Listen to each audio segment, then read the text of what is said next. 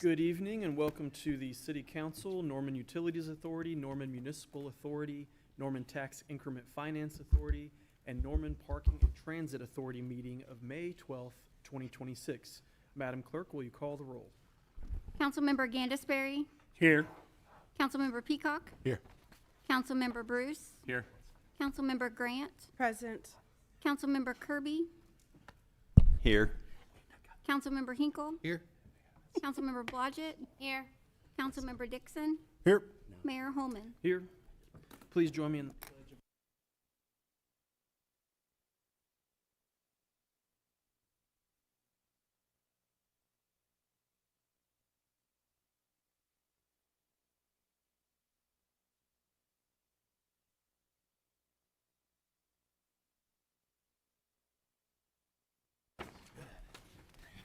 All right. Awards and presentations. First one is a recognition of the 2025-2026 Norman Youth Council, and I would like to recognize Ms. Ashlyn Wilkerson. Maybe? No? Well, okay, let's see. Is there something I can read or hand out or do?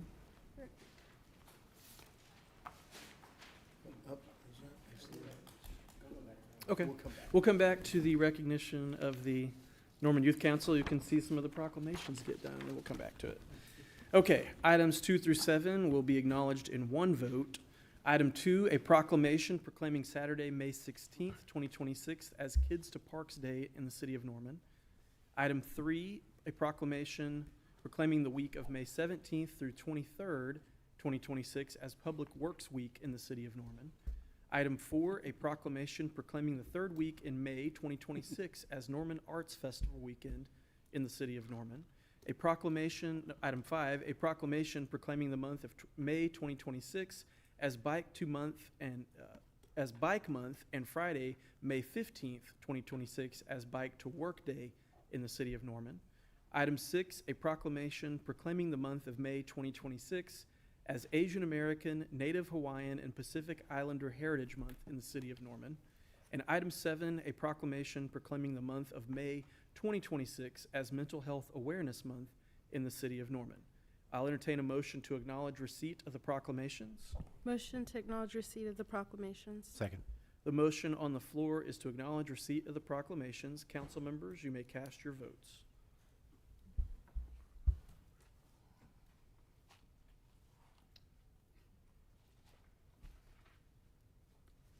All votes have been cast and the proclamation passes unanimously with Councilmember Hinkle outside the chambers.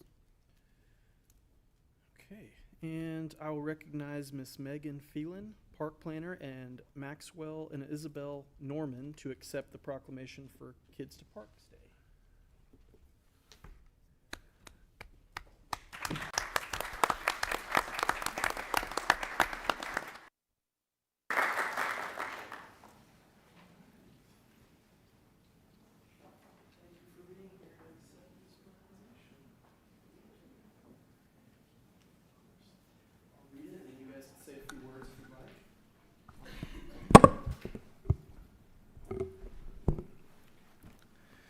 A proclamation of the mayor of the city of Norman, Oklahoma, proclaiming Saturday, May 16th, 2026 as Kids to Parks Day in the city of Norman. Whereas May 16th, 2026 is Kids to Parks Day, organized and launched by the National Park Trust, held annually on the third Saturday of May. And whereas Kids to Park Day empowers kids and encourages families to get outdoors and visit the city of Norman's parks, public lands, and waters. And whereas we should encourage children to lead a more active lifestyle to combat issues of childhood obesity, diabetes, hypertension, and hypocholesterol. I should have practiced that word. It's very long.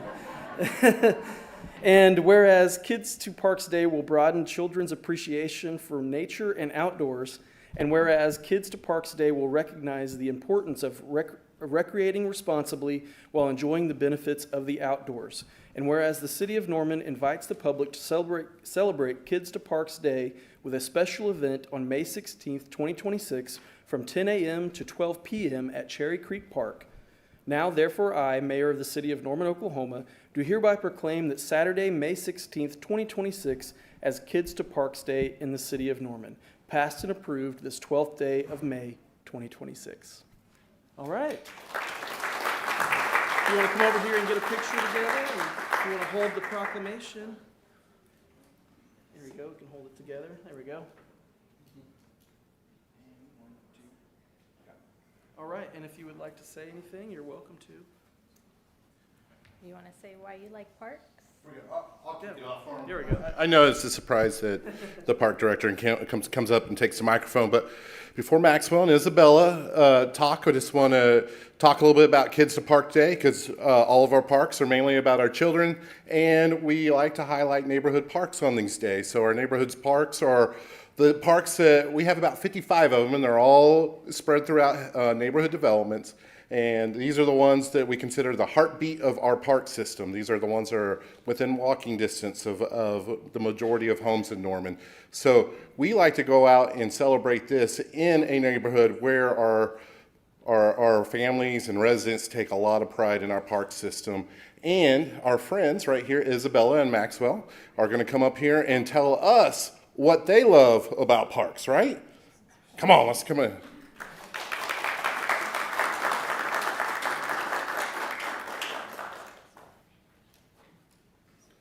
They're who you really want to hear from anyways. I just ramble. I like parks because they help bring people together.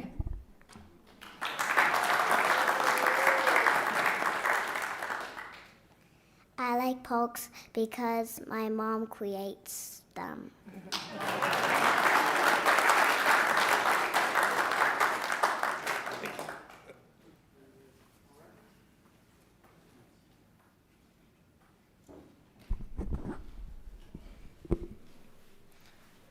All right. For Public Works Week, I'll invite Scott Sturts, Director of Public Works for the City of Norman, to join me here at the podium.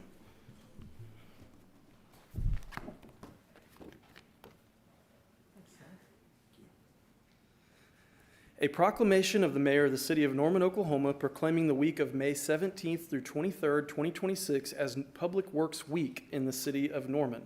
Whereas public works professionals focus on infrastructure, facilities, and services that are of vital importance to sustainable and resilient communities and to the public health, high quality of life, and well-being of the people of Norman.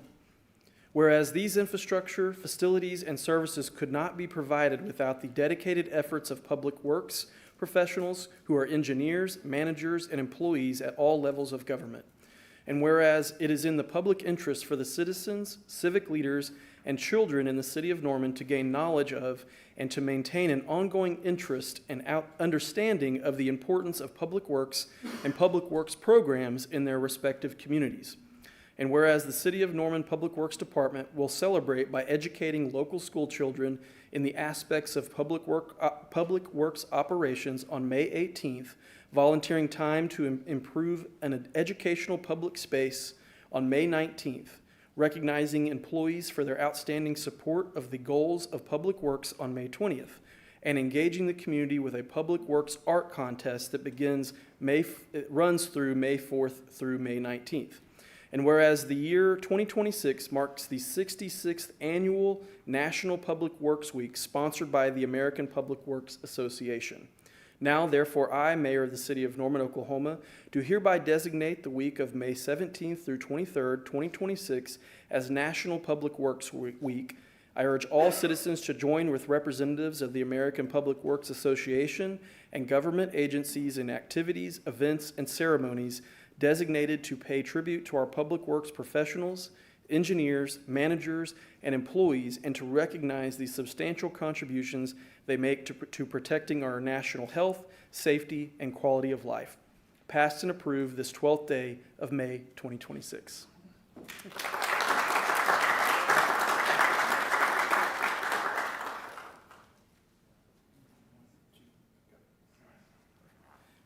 Say a few words. Mayor, Council, thank you very much for this proclamation. And on behalf of all the Public Works employees and employees who do public works duties across multiple departments in the city, we thank you for this recognition.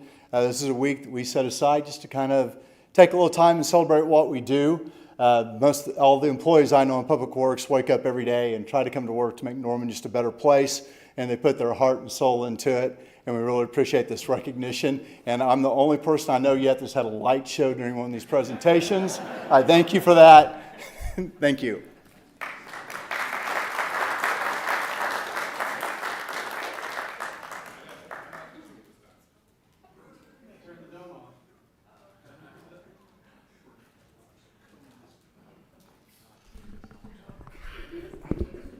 This is better, right? Move.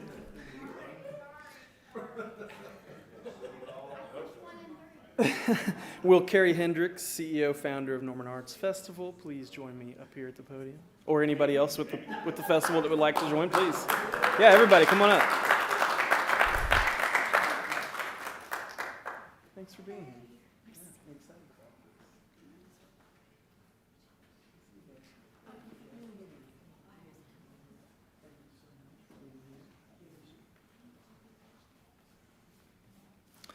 All right, a proclamation of the mayor of the city of Norman, Oklahoma, proclaiming the third weekend in May 2026 as Norman Arts Festival weekend in the city of Norman. Whereas the arts enrich the cultural fabric of the city of Norman and serve as a powerful tool for education, expression, and community connection. And whereas Norman Arts Festival, Inc., NAF, is a 501c3 nonprofit organization dedicated to expanding access to the arts, supporting artists of all levels, and fostering inclusive opportunities for youth and community engagement. And whereas the Norman Arts Festival seeks to strengthen community connections through creative expression, interactive experiences, and meaningful partnerships that uplift artists and inspire residents of all ages. And whereas the inaugural Norman Arts Festival will be held on May 16th through 17th, 2026 at Andrews Park, bringing together local and regional artists, performers, and community members in a vibrant celebration of art, culture, and unity. And whereas this festival will contribute to the cultural and economic vitality of the city of Norman by promoting tourism, supporting local businesses, and showcasing the creativity that defines our community. And whereas it is fitting to recognize and celebrate the vision and leadership of Carrie Hendricks and Co., CEO and founder of the Norman Arts Festival, whose dedication has helped bring this meaningful event to life. Now, therefore, I, Mayor of the City of Norman, Oklahoma, do hereby proclaim the third weekend in May 2026 as Norman Arts Festival weekend in the City of Norman, passed and approved this 12th day of May 2026.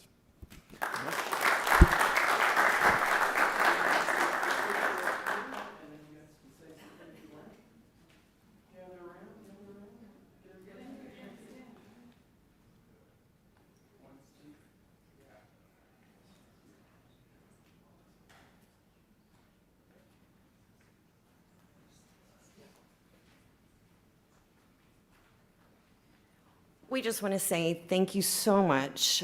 We're very excited for this weekend, first annual Arts Festival. Hope to see everyone out there. Thank you.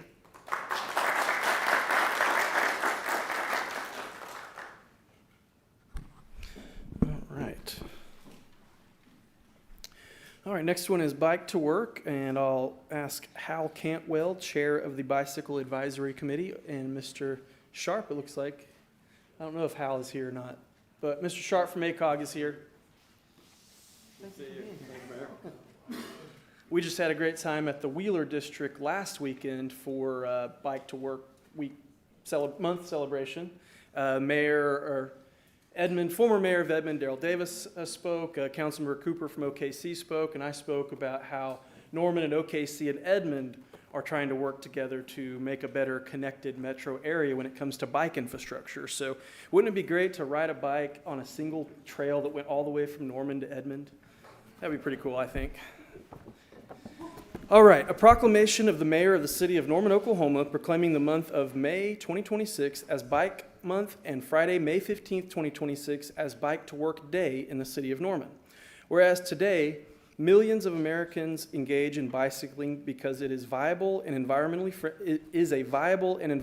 friendly form of transportation, an excellent form of fitness, provides quality recreation, and helps relieve the fiscal strain of high gas prices. And whereas the education of cyclists and motorists as to the proper and safe operation of bicycles is important to ensure the safety and comfort of all users. And whereas the City of Norman continues to update its bicycle plan and bicycle transportation network, including the continued design and construction of a multimodal off-street bike path along State Highway 9, the construction of multimodal paths along all major road projects, and adding more bike lanes and/or widened shoulders wherever possible in Norman to aid in the safety of bikes both on the road and riding alongside roads. And whereas the City of Norman has been designated by the League of American Bicyclists as an official bicycle-friendly community for 14 years. And whereas the Norman Bicycle Advisory Committee, the Bicycle League of Norman, and independent cyclists throughout our state are promoting greater public awareness of bicycle operation and safety education in an effort to reduce accidents, injuries, and fatalities for all. Now, therefore, I, Mayor of the City of Norman, Oklahoma, do hereby proclaim the month of May 2026 as Bike Month, and also proclaim Friday, May 15th, 2026 as Bike to Work Day in the City of Norman, Oklahoma, and encourage all citizens to recognize the importance of bicycle safety, be more aware of cyclists on our streets and highways, and invite all to ride their bicycles to Andrews Park that morning as they bike to work for an 8:30 a.m. rally as a show of support for bicycle use for all those reasons named herein. Passed and approved this 12th day of May, 2026.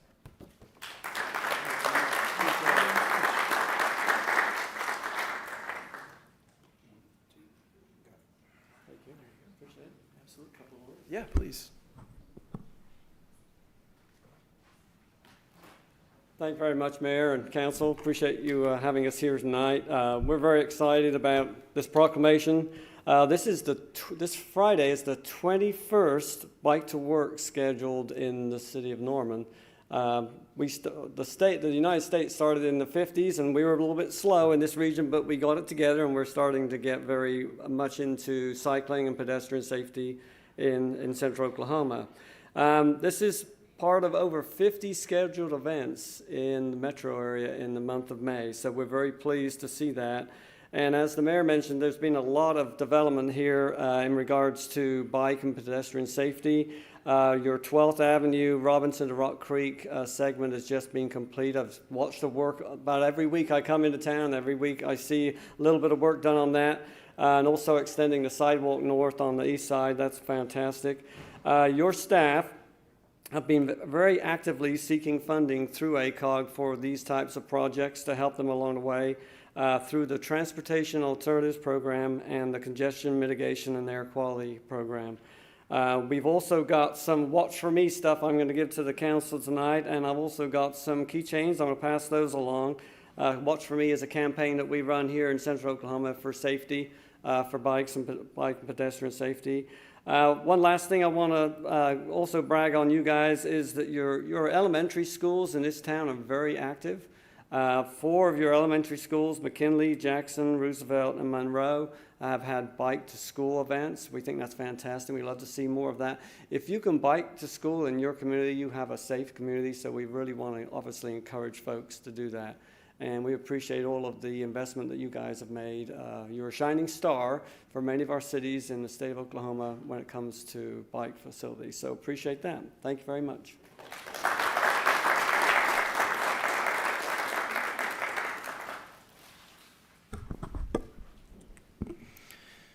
All right. And this next one is the American Asian.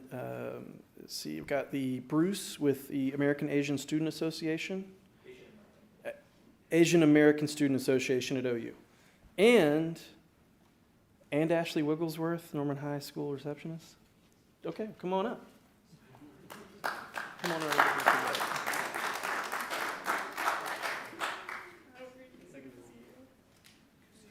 Absolutely, you as well.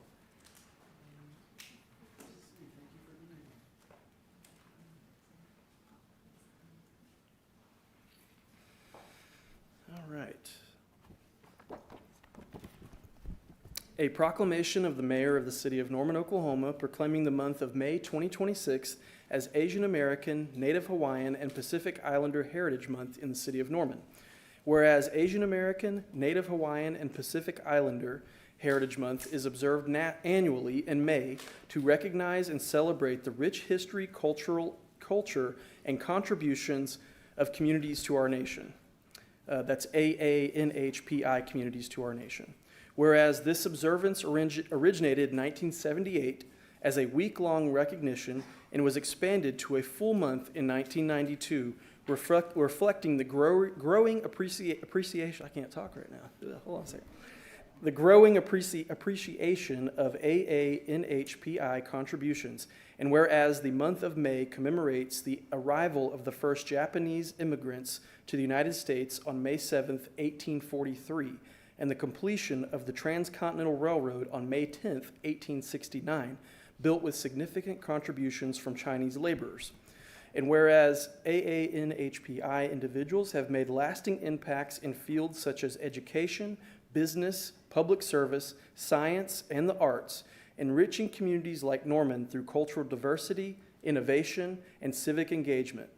Whereas the 2026 theme, Power in Unity, Strengthening Communities Together, focuses on leveraging collective strength, storytelling, and building bridges to foster resilience. Now, therefore, I, Mayor of the City of Norman, Oklahoma, do hereby proclaim the month of May 2026 as Asian American, Native Hawaiian, and Pacific Islander Heritage Month in the City of Norman, and recognize the importance of celebrating the diverse cultures, histories, and contributions of AANHPI communities, and continuing to build a welcoming and inclusive community for all. Passed and approved this 12th day of May, 2026.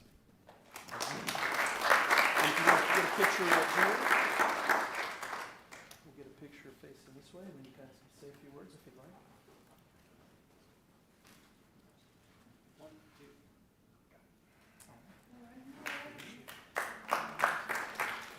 This here. And if you'd like to say a few words, you're welcome to.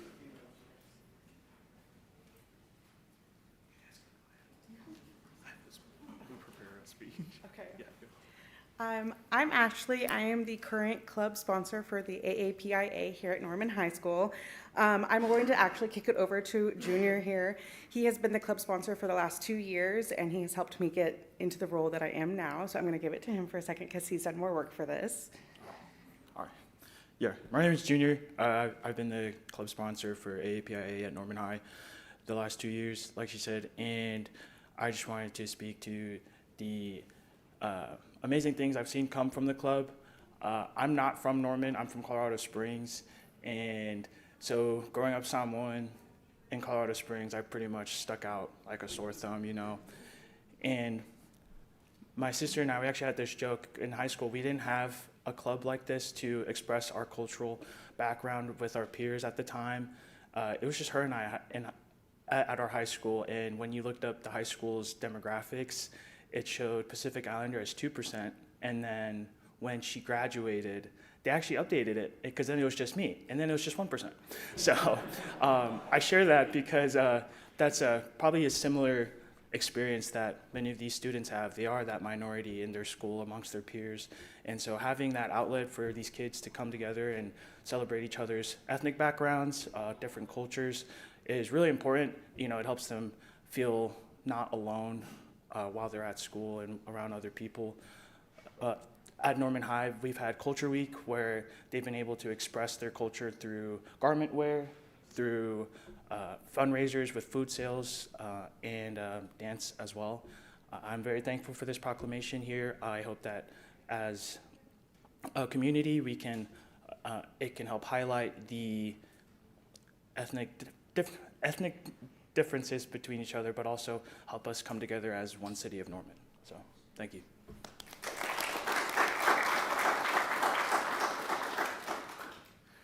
Good afternoon, Mayor and Council Member. On behalf of the Asian American Student Association at the University of Oklahoma, it's really an honor to accept this proclamation with like incredible students. I want to point out one of the students, Aria, who is incoming OU Asian as a royalty. She as I have an annual scholarship program for the royalty pageant. She is the current pageant for this year. And Tiffany, she is truly a rock star. All the stuff is she worked as the philosophy event for the ASA. They work with the Crossroads Youth Family, and she was the chair for the Holly Head Start event for 2 years to provide the gift for the kids to go through the Christmas and Thanksgiving time. And also with this recognition, it's really meaning not only for the student, it's also meaning to the broad of the community, because we know Heritage Month, we're here to celebrate our rich culture, history, and even to contribute to the community with all reflect our voice, and then we are together to build the society. And at the University of Oklahoma, as they can't say they're umbrella org. They work with a lot of different other Asian student org to represent Asian community on the campus,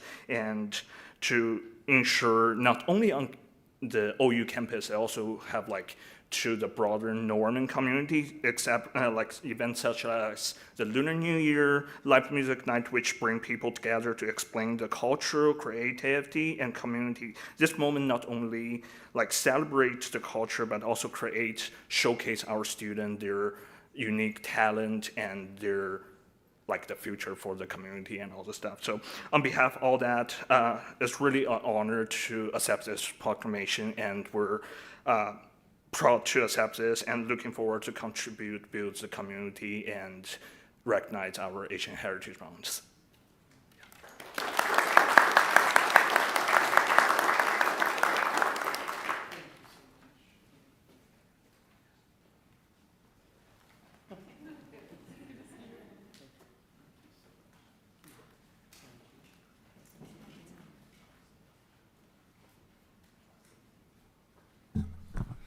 Ashley and I are old friends from working at Hideaway on Campus Corner for many years together. All right. I thought you were here with the Norman Youth Council. That's when I saw you, and I was like, Ashley's here, okay. Okay, the next one is mental health awareness. Katrina Heim, Director of Counseling and Advocacy with Norman Public Schools.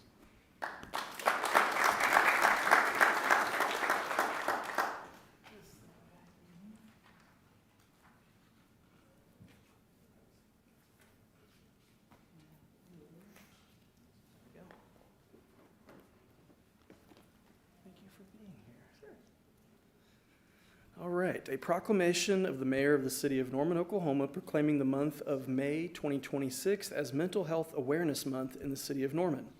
Whereas since 1949, Mental Health America and its affiliates have led the observance of May as Mental Health Month to raise awareness, educate communities, eliminate stigma, and encourage treatment. And whereas mental illness affects millions of Americans and does not discriminate among gender, races, ethnicities, and socioeconomic statuses. And whereas Mental Health America's 2026 theme, More Good Days Together, focuses on community support, meeting individuals where they are, and fostering connection to improve mental wellness. And whereas 1 in 5 U.S. adults experience mental illness each year, including 1 in 20 who experience serious mental illness, 1 in 6 U.S. youth aged 16 to 17 experience a mental health disorder each year, and 50% of all lifetime mental illness begins by age 14, and 75% by age 24. And whereas prioritizing mental health during stressful times is essential, and supporting one another as individuals and as a community helps us stay well and move forward together. Now, therefore, I, Mayor of the City of Norman, Oklahoma, do hereby proclaim the month of May 2026 as Mental Health Awareness Month in the City of Norman, and encourage all citizens, government agencies, public and private institutions, businesses, and schools to recommit our community to increasing awareness and understanding of mental health and to work together to support one another so that we may continue to thrive individually and as a community. Passed and approved this 12th day of May, 2026.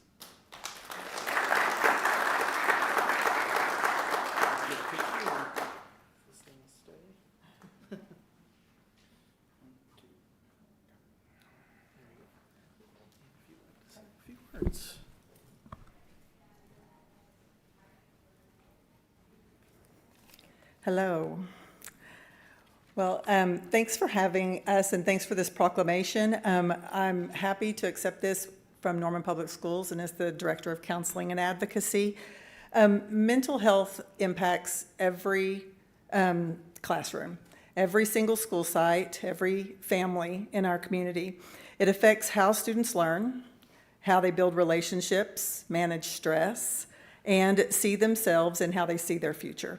For many students, school is not only a place for academic learning, but also the place where they experience safety, connection, encouragement, and hope. Over the last 3 years, MPS has made a significant investment in strengthening mental health support for students and families through assistance of grant funding and strong community partnerships. We've been able to dramatically expand access to care across our district. Today, we have 12 licensed therapeutic staff members serving students across all school sites. This year alone, we supported 28 student interns at the master's level to enter into the mental health profession. When combined with our phenomenal school counseling staff, we have nearly doubled our district's mental health support network in 3 short years. And those numbers matter because behind every number is a student who needed support. During this school year alone, our therapeutic staff directly supported over 800 students. These services help students navigate the challenges such as anxiety, depression, trauma, grief, emotional regulation, peer relationships, and family stress so that they can remain engaged, connected, and successful in school. But our support doesn't stop with students. We know that families are essential partners in student wellness. We provide resources and support for parents, including opportunities to learn more about specific mental health and behavioral concerns affecting children and adolescents. Families have access to free parent coaching and guidance to help navigate difficult situations at home and strengthen support for their children. In addition, we have a partnership with Care Solace, and families can be connected to community counseling and mental health providers and social services quickly with no cost to access to that referral service. This partnership helps remove barriers and ensures families do not have to navigate the system alone. If you've ever tried to find a therapist, you know it's not easy. So that really helps us connect people with therapy quickly and not be on 6-month wait lists.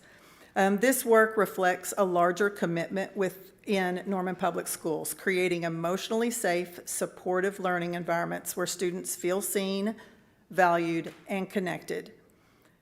We believe supporting mental health is not separate from education. It is essential to education. Students learn best when they feel safe, supported, and emotionally well. And I encourage everyone in the community to get out and go to a park or ride a bicycle or go to the arts festival, because all of those will also support your mental wellness. So thank you for this proclamation. I appreciate it.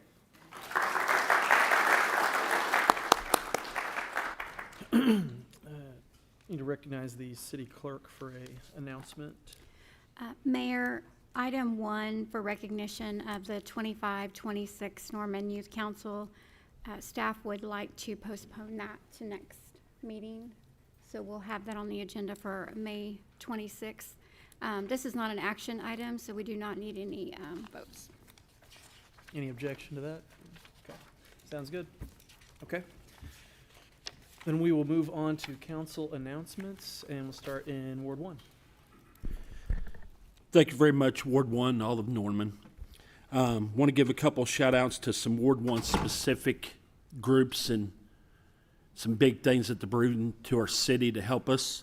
Former Leadership Norman alumni person that for securing a big old $4 million investment for Hitachi.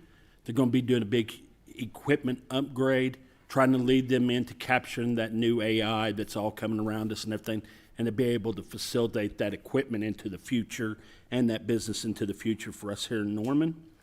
Also, those with Red Dirt Collective, happy 6th birthday. As we know, Red Dirt Collective does quite a bit of things, especially surrounded in Norman Ward 1. They do the crucial conversations where they bring in different people to teach different classes and things to those in my community. They also hold and just held a mutual aid fair where they bring in tons of resources, give them away to a very, very neighborhood that utilizes that greatly and everything throughout the school year especially. And then they also have a community garden, and that's where we celebrated the birthday party at this year and had a little kickball game and maybe a video of me somewhere falling or not falling, I don't know. And then lastly but not least, of course, happy 80th birthday to Norman Regional Health System. That's very good. Ward 2. Thank you. So I was hoping to be able to do this with a little more people in the room, but if you've followed Councilmember Gansberry on social media at all, you have seen his journey over at the food and shelter site. Really doing an amazing job, just taking it on himself to go above and beyond the call of a council member, and just picking up trash, making the site prettier, doing the hard work that a lot of people wouldn't get out there and do. And so I just felt like it was appropriate to give the man, his public recognition, give him some flowers, because he absolutely deserves them. The guy's got a heart of gold, and I wish more people were like Dave Gansberry. So thank you. Thank you. Ward 3. No comments except for, hey, thank you for the face-to-face discussions, the emails, the calls, the texts. I appreciate it. Please keep it up. Thank you. Ward 4. Yes, good evening, Ward 4, City of Norman. A little sad that the Youth Council won't be presenting tonight, and their topic was environmental sustainability. But last year they presented on Norman youth having more accessibility to the arts. And when we hear feedback about this stuff, this makes it into our retreat priorities. I don't know that we got super far with that last year, but I am glad the Norman Arts Festival is starting its inaugural year as it is, with a focus on youth and art. And then, not that they stayed in the room, but I'm actually Guamanian, aka Chamorro, which is an island out there in the Pacific, so representation.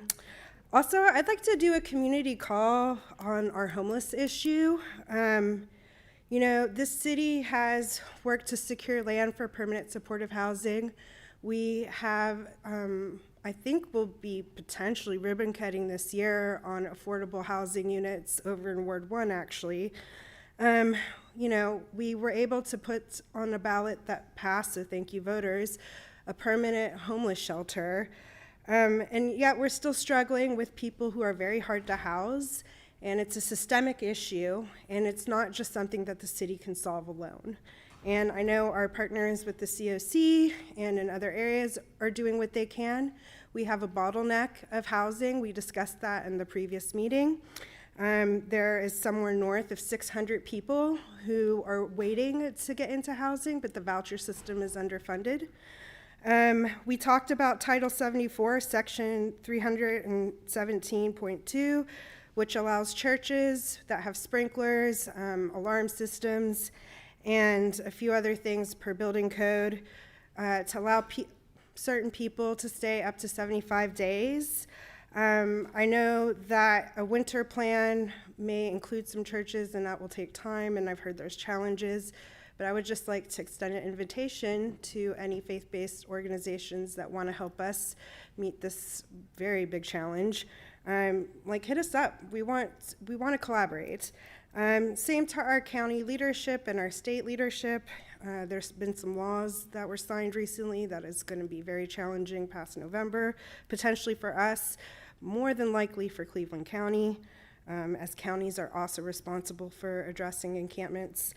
In oversight this Thursday, we are going to talk about potential emergency ordinances or changes to current ordinances that may help us address encampments. And that could have a sunset date when temporary shelter expansion happens, as we directed staff last meeting, or when a permanent shelter opens up.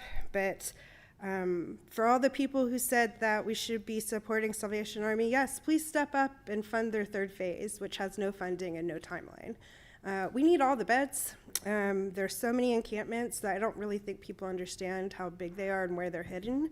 And I just don't see in the future this discussion getting any easier, and I foresee the city holding the bag in a lot of ways. So take your advocacy efforts up higher too. And that's all I have to say. Oh, and thank you, David, for cleaning up over at Food and Shelter. And I said that was it. But also, those people over at Kate do have community rules, and I'm happy to post those. Those are their own, like keeping the dogs on the leash, cleaning up. They got some Keep Norman Neat gear to do trash pickup this week. I would just say, if you want to help some of these individuals, I do believe that there are those who are camping that could possibly maintain their area. Maybe you can't accept 20 of them, but you might be interested in one or two. Just gonna throw that out there. Okay, thank you. Thank you. Ward 5.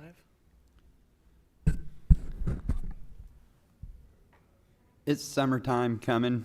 I think it'd be a good time to acknowledge most of the little farms in Ward 5 who appreciate all business from anybody from within any other ward. We have little farm stands out here, a lot of farms. So I figured over the next few meetings, I will announce some of the local little businesses, and then hopefully people can make their way out, tour Ward 5, and do a little local shopping.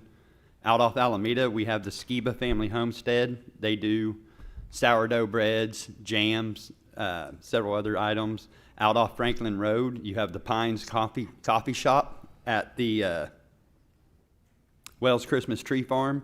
They open up almost every day. You can go catch a cup of coffee and see a beautiful building with a nice mural on it. You have the Red Hills Farms and Thunder Valley Hay and Cattle, which both sell local meat to the community. And then you have the McDaniel's Dairy, who provides local dairy products, eggs. And then if you just want to get your house painted, you have King's Painting and Remodeling also out in Ward 5. So every little dollar spent with a local business really means a lot. Ward 6. No comments. Thank you. Ward 7. Yeah, I have just a few, and not even necessarily Ward 7, but it's important stuff. Oh my goodness. Hang on. Okay. I messed up and didn't write down the day, but I will come back in a little while with the day. But at Riverwind Casino Conference Room, there's going to be a blood drive from 10 to 6. I just didn't write down the day, but I will get you that. And if you go, and I'm only mentioning this because donating blood is very important, very important. It saves lives. So if you do donate, you get a $10 bonus play. And then I wanted to re-mention the Kids to Park Day, because that is very special to me and my children. We go to parks every single weekend, and so you'll always catch us out either at our neighborhood park. We go to Reeves Park a lot, Lions Park. We go to Ruby Grant. We go to Brookhaven. We always let the kids pick, and they tell us what park they want to go to. So we're always out at the park. So that's important. That's Saturday at 10 a.m. And then this is a big one, too, to my family. Opening day at Westwood, 2026 season. So May 23rd at 12 o'clock. So that's a big one, too. So that's it. Thank you. Ward 8. If you guys hurry up, you can probably catch the second half of the girls Norman versus Westmore, Norman High versus Westmore semifinal soccer game. It's out at Irving. Norman High ladies are having a great season. Their goalkeeper is a freshman. She's a former neighbor of mine, Emery Brendamill. They're doing great. And I want to give a shout out on the consent docket item 16, some boards and commissions. Dr. Brent Norwood is being nominated and accepted to the EDAB commission, And then Laura Dowdy and Jason Bingham to the Norman Public Library Board. Please, if you're interested in helping and serving the city of Norman, boards and commissions are always looking for good people that want to help and serve. And so I want to give a shout out to those 3 Ward 8 members who have volunteered their time and their talents to help the city out. That's it for me. Thank you. And also mention the Norman High boys soccer is playing at Broken Arrow right now, I think, in the semis of the playoffs too. So both Norman High boys and girls got a chance to potentially win state in soccer this year, so that'd be pretty neat. And then also want to just mention the police memorial service this Friday, 9:30 a.m. at Legacy Park. It's about a 30-minute or so long service, but just recognizes officers in Norman Police Department, Moore Police Department, and the Cleveland County Sheriff's Department who have lost their life in the line of duty serving our community and our county since we've existed. So it's a pretty short ceremony, but it's informative, and I think it's worthwhile for anybody that's lived in Norman for a long time or even a short amount of time to get to know who those people were and who their families are still. So that's a good opportunity. I would encourage everybody to attend at Legacy Park at 9:30 on Friday. And then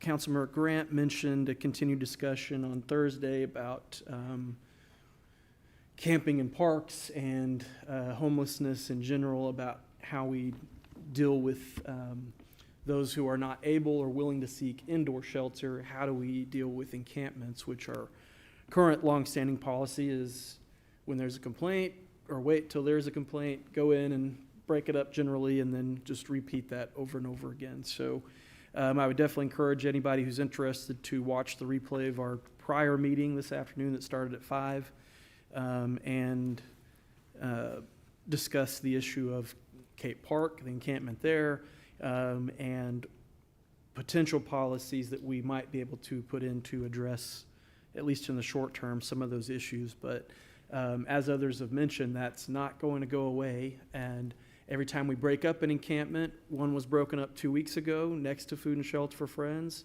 So the folks just migrated to another area at Francis Cape Park.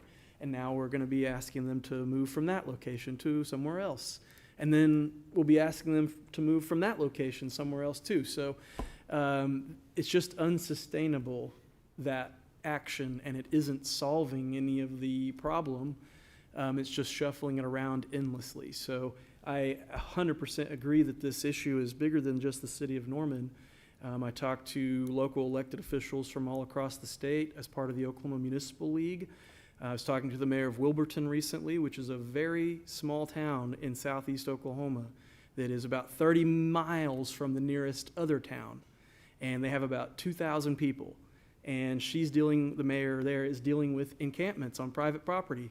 And they have no resources to even try to enforce anything. So it's just an issue that they live with in the smaller towns. So it's happening everywhere across the state, and it's going to continue happening in Norman as well. And so we really need some comprehensive solutions that are bigger than the city, that are statewide, that are nationwide, in my opinion. But we will continue having that discussion this Thursday, and we'll probably end up having discussion again next Tuesday about that general issue.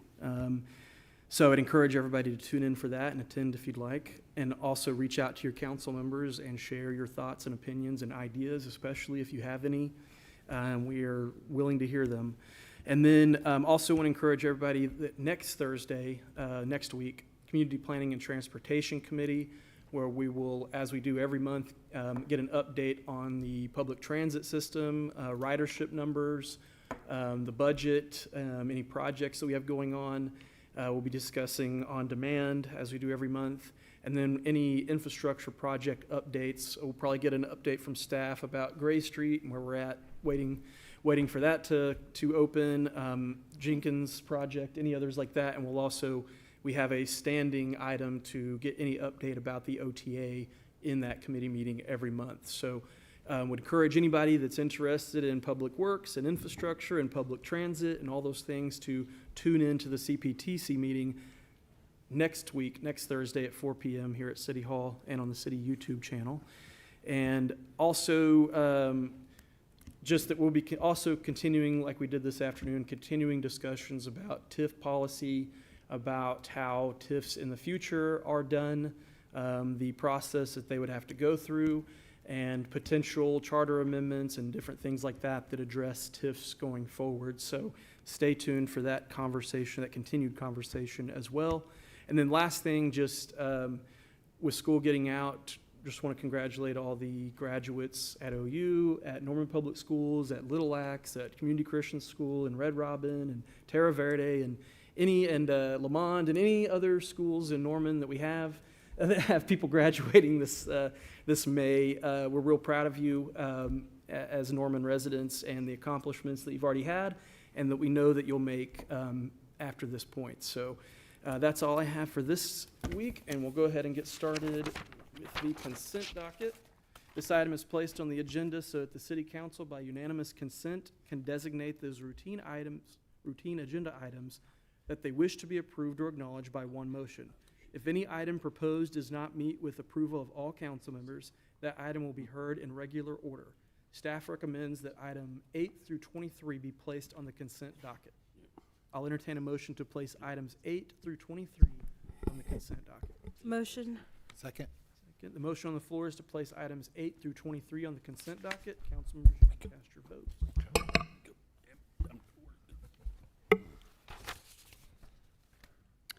All votes have been cast, and the motion to place items 8 through 23 on the consent docket passes unanimously.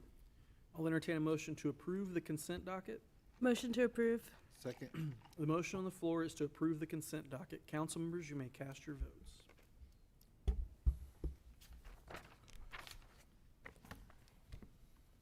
All votes have been cast, and the motion to approve the consent docket passes unanimously. All right, item 24, non-consent docket. Public hearings. Conducting a public hearing for the proposed second-year action plan for the Norman Community Development Block Grant and Home Investment Partnerships Program, totaling $1,395,502.80 to be submitted to the United States Department of Housing and Urban Development, HUD. I'll entertain a motion to open the public hearing. Motion to open the public hearing. Second. The motion on the floor is to open the public hearing. Council members, you may cast your votes.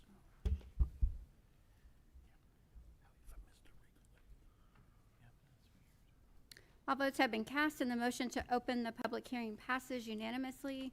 The public hearing is now open. All right, I'll recognize Lisa Craig, CDBG Grants Manager, to make a presentation.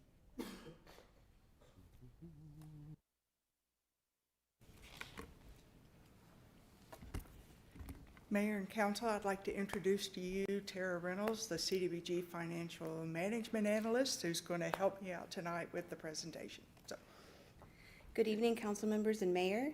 Like she said, I'm Tara Reynolds, and we work in the Grants Division in the Planning Department. Tonight, we're going to present to you our second-year annual action plan for the upcoming fiscal year for 2 of our federal grant programs. The city receives 2 different... There we go. The city receives 2 different annual grants from the Department of Housing and Urban Development. The first one is the Community Development Block Grant, or CDBG, and then there's the Home Investment Partnerships Programs. The City of Norman is an entitlement community for both of these grant programs, which means that every time when Congress passes an annual budget, HUD then goes and does its formula, and it tells us how much funding we will be receiving. We don't apply for these funds. The Community Development Block Grant is funding that is primarily to benefit low to moderate income citizens, and our program mainly focuses on providing decent housing. Since the program began in 1975, over $44 million in CDBG dollars has been invested within our city. For the upcoming year, we are allocated about $969,000, which is about $15,000 less than our current year. The Home Investment Partnerships Programs is a federal grant to create affordable housing for low to moderate income people. Over $14 million of home funds have been invested in the city since the program began in 1995. For this upcoming year, we are allocated $425,000, which is a reduction of about $15,000 again from this current year. Is it this one? That makes sense. New remote. I've just never done this before. So in formulating our annual action plan every year, first we have to abide by HUD's guidelines, but then we look to our consolidated plan, which is our 5-year plan. The 5-year plan outlines the priority needs of our community. Our current consolidated plan was passed by City Council and by HUD in 2025, and it ends in 2030. The consolidated plan identified housing rehabilitation, affordable housing, and public improvements as our top priority for our community.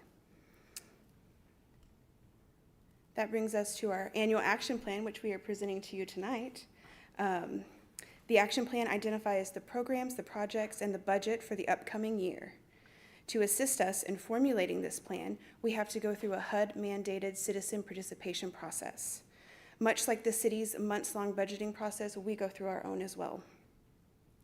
We held our first public hearing on January 28th, where we invited members of the community to come and help us identify the needs of low to moderate income citizens.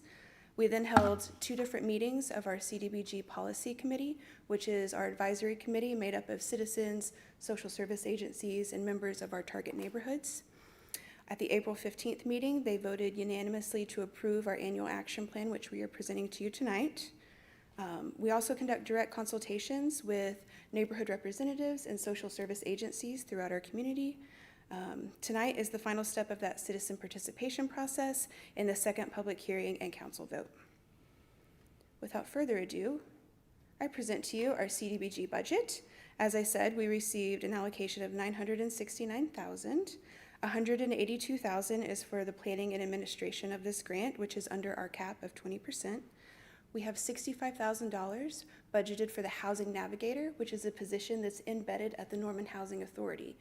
This position is tasked with building relationships with landlords to increase the amount of units that will accept Section 8 vouchers. We have had an increase of 50 landlords and over 750 units that now accept Section 8 vouchers that didn't before. There's also $60,000 budgeted for the neighborhood improvements, and this is for the 3 core neighborhoods, Old Silk Stocking, Original Town Site, and First Courthouse. These are projects that the neighborhood residents will identify themselves. Some examples of previous neighborhood projects that we've done has been sidewalk repair, tree plantings, small parks improvements like a community message board. The bulk of our CDBG funds are for our housing rehabilitation program. This is a program that offers free emergency repairs and accessibility modifications for low-to-income residents within the city of Norman. This helps preserve our current stock of affordable housing and helps our seniors to age in place. $201,000 is for the project delivery, which includes 1.8 staff positions, and $460,000 is for the rehabilitation projects themselves. This is more than we budgeted previously. That is because we are seeing a greater need for this from our citizens and also because of the increased cost.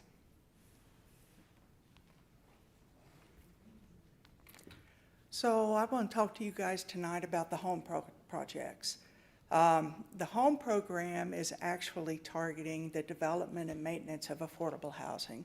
And so this year we were allocated a little bit over $425,000 according to our formula. As Tara said, it is a little bit less than it was last year. Out of those funds, we are budgeting $42,000 for administration. We're allowed up to 10%. That does include fair housing services, as the administration of the CDBG program does also. One unique aspect of the home program is that we are mandated to provide a minimum of 15% of our home funds to what's called a community housing development organization, a CHODO.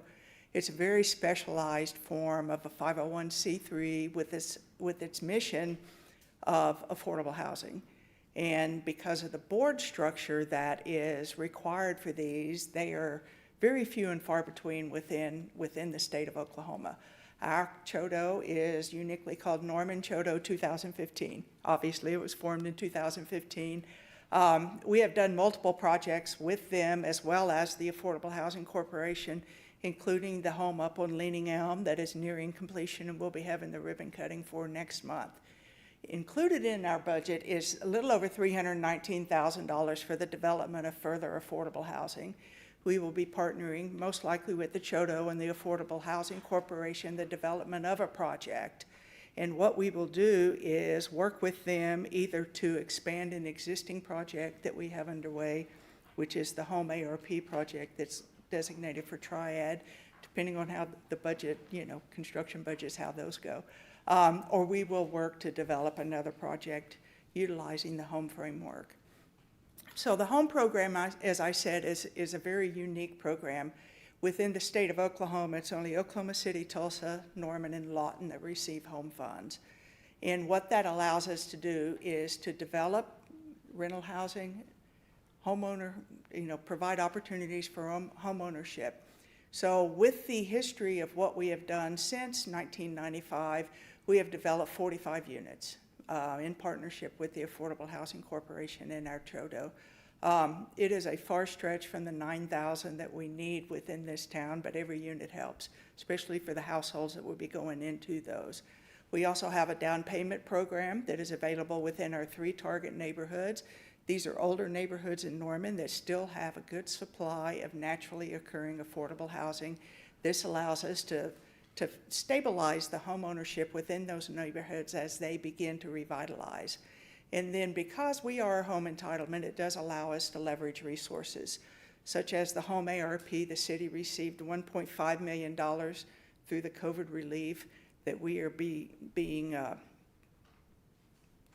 working towards. We have categorized an affordable housing project that's permanent supportive housing that will be on Triad Village Drive. We have purchased the lot. We are working through the technical details and getting ready to engage an architect in the design. Hopefully, by the end of the year, we'll be coming back to you with a contract for construction. In addition, because of the staff that is with the CDBG and home programs and our efforts within affordable housing, we have managed to educate ourselves on somehow these things get done. And so we were able to work with the council and the manager's office to leverage some of the city ARPA funds for a tax credit project, Crimson Flats, that is well underway. If you haven't driven by south, the corner of Oakhurst and Imhoff, walls are going up, roofs are happening, and the project is moving right along. That'll be 75 units of affordable housing. Thanks to the investment of the city of Norman, a low-interest loan was made to the developer. As those funds come back to the city, it will go into a housing trust fund so we can do this again. And so it's these opportunities, both from the CDBG program as well as the home program, that helps us leverage these federal funds that come into the city many times over. And at this time, I will talk about the next steps. As we said tonight, your job is to approve the second year action plan.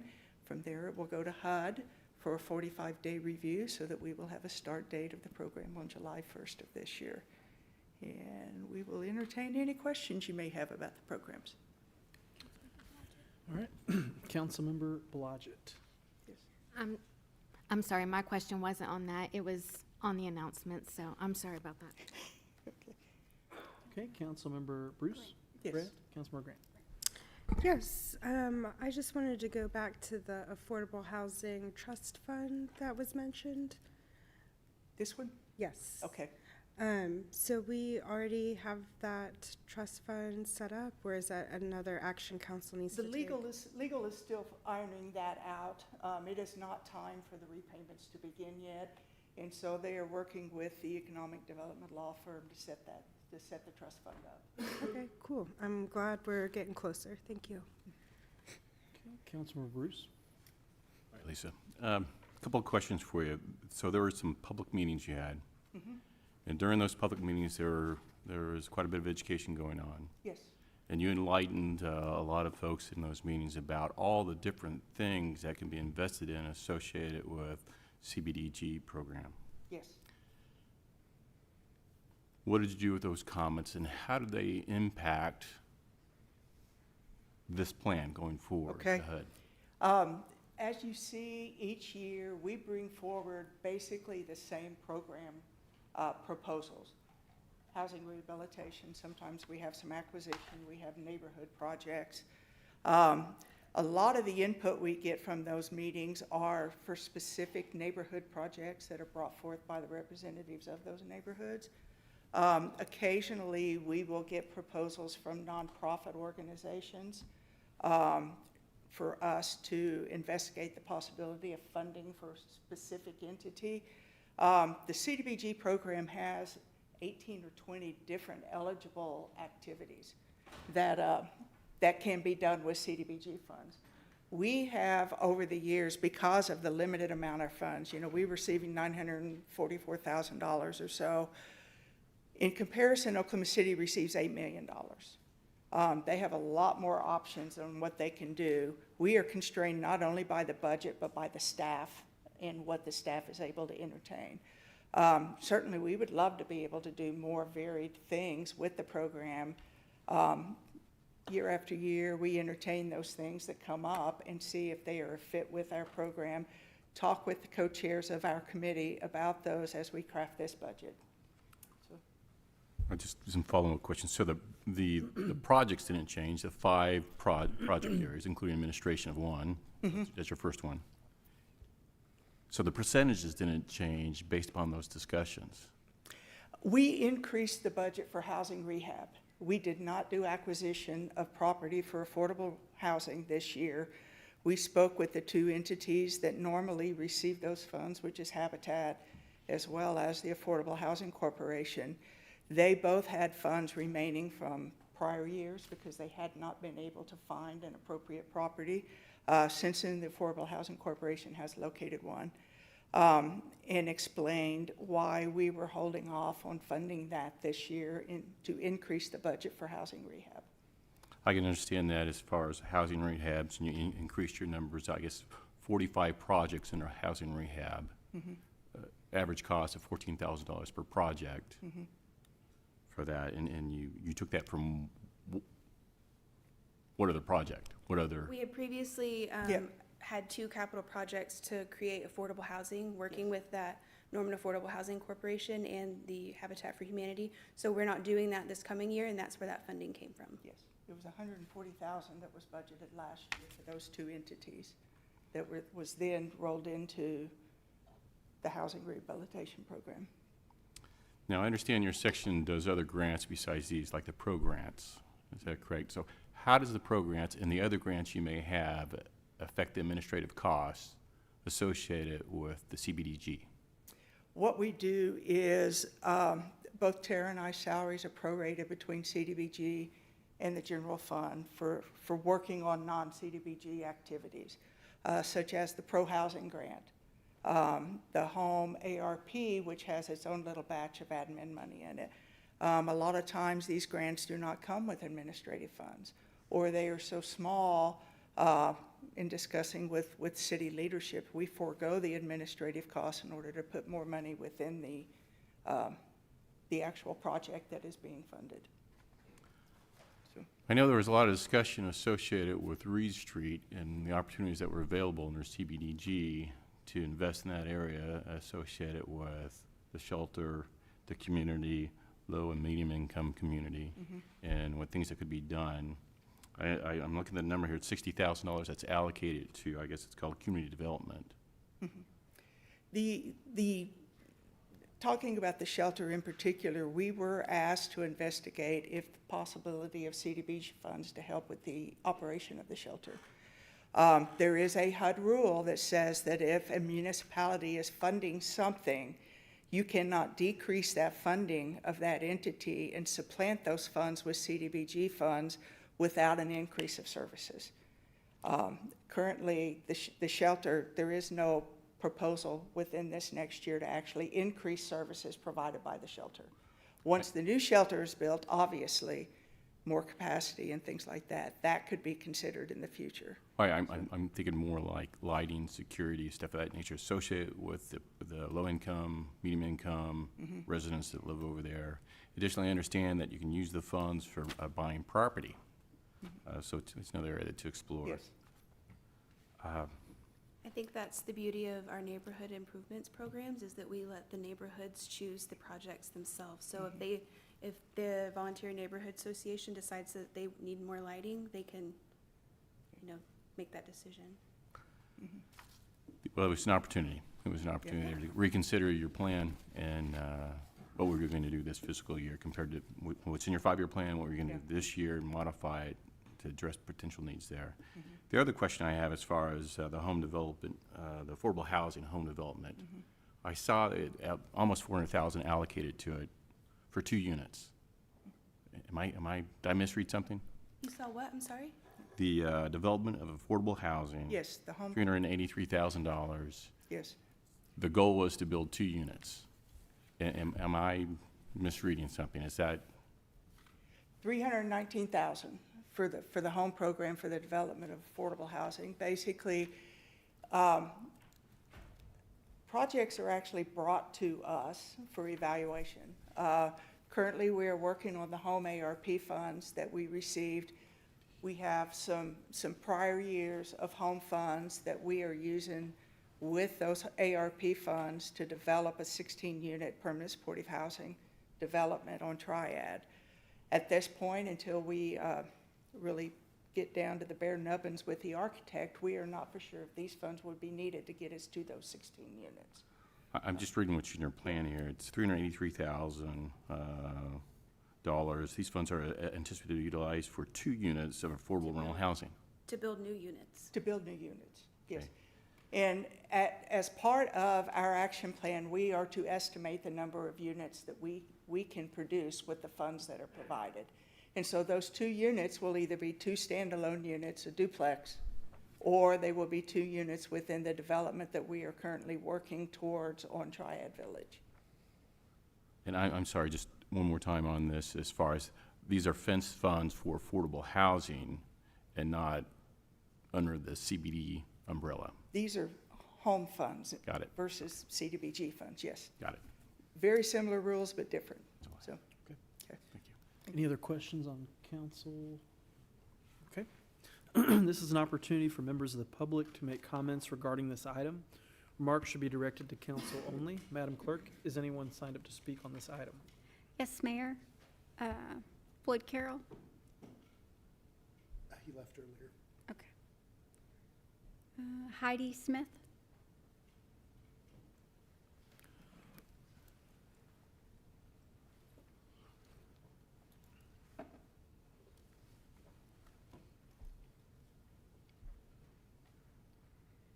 I'm Heidi Smith from Ward 5. I have been on CDBG as either the chair or co-chair, I think for 10 years. So I've been around. This was my gateway drug to other things in the city, like homelessness. For those of you who don't know, I am the administrative lead. My agency, Thunderbird Clubhouse, is the administrative lead for the continuum of care. So I like to tell people that affordable housing and homelessness are not the same thing, but they're like kissing cousins. They are interrelated. Many of you have received a book from me called Homelessness is a Housing Problem. Yours is on my desk. I forgot it. I will get it to you.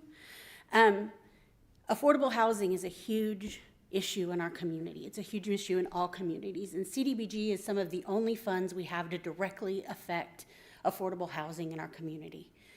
It allows us to build workforce housing, or what Lee Hall likes to call hero housing. Not only is homelessness important for low-income affordable housing, which is a whole nother beast unto itself, but we're talking about building housing for nurses and plumbers and the people who work in service industries that's affordable for them to be able to live in our community so that we have a broad spectrum, so that everybody is represented. So that's what CDBG and home funds are for our community.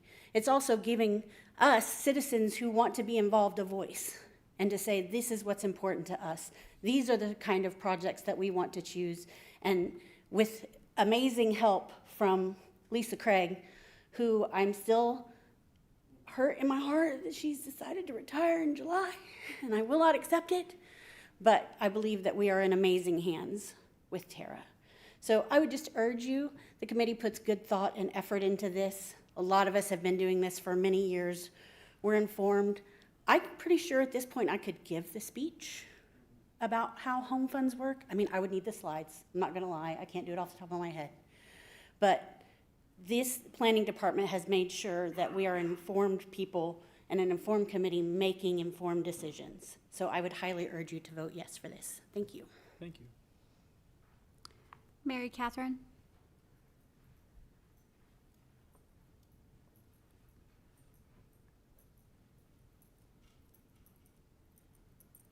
Mary Catherine Long, Ward 2. I just want to echo what Tara said and encourage a yes vote on this. This is a well planned out, well thought out, citizen driven process. It is thoughtful, it is complete, and it takes into account the needs of our community. I want to highlight one particular program that I, as a member of the demographic that is the largest growing segment of homeless people in our country, which is senior citizens, particularly women.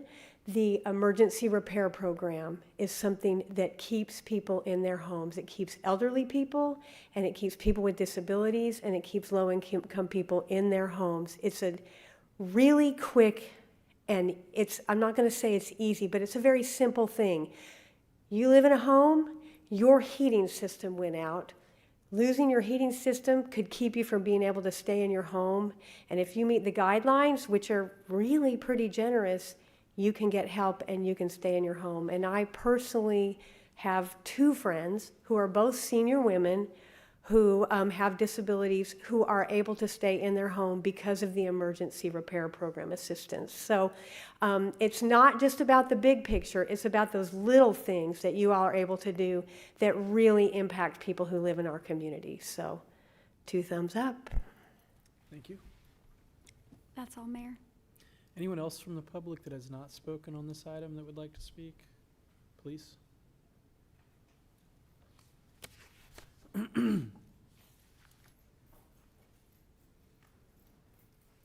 Caleb McGee, Ward 4. Affordable housing, as has been said by others much more eloquently than I'm capable of on this lack of sleep and long day.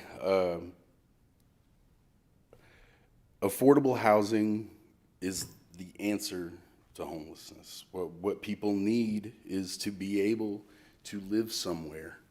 That's it. It's not very complicated. And with wages, a minimum wage that is 18 years old, a lack of entry-level jobs that pay enough to sustain housing, and a continual increase in rent and groceries and gas and everything else, there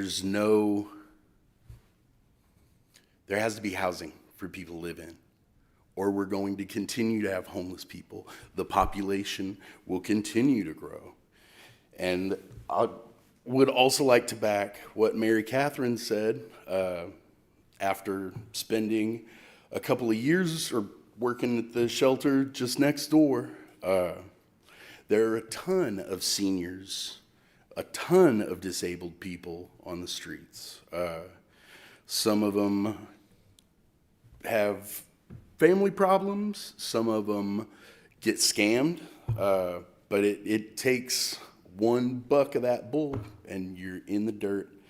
And once you get there, it's extremely difficult to get out. I have watched people wait the entire year that a housing voucher lasts, looking for a house that they could afford to move into and that would allow them to move in. And they wouldn't do it, and the voucher expires, and then you just have to start over at square one. Disability and Social Security income are pathetically low, and they are not enough to rent a house. So if someone has a repair that drives them out of their house, you can't afford an apartment on a Social Security income. Like if you get an apartment, if you're paying a single bedroom complex apartment rent, you're not eating, you're not paying car insurance.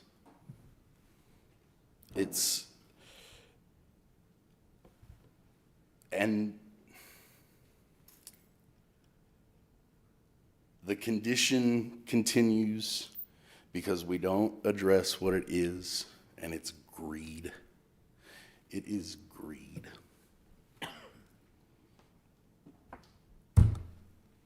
Thank you. Thank you. All right, okay. Are there any final comments from council regarding this item? Councilmember Bruce? I was going to speak to Lisa on a couple of other, oh, there we go. Just a couple of clarifying questions. So this is sped up for individuals with special needs. I'm sure there's a definition for special needs under HUD. Mm-hmm. Do we have a priority when we consider?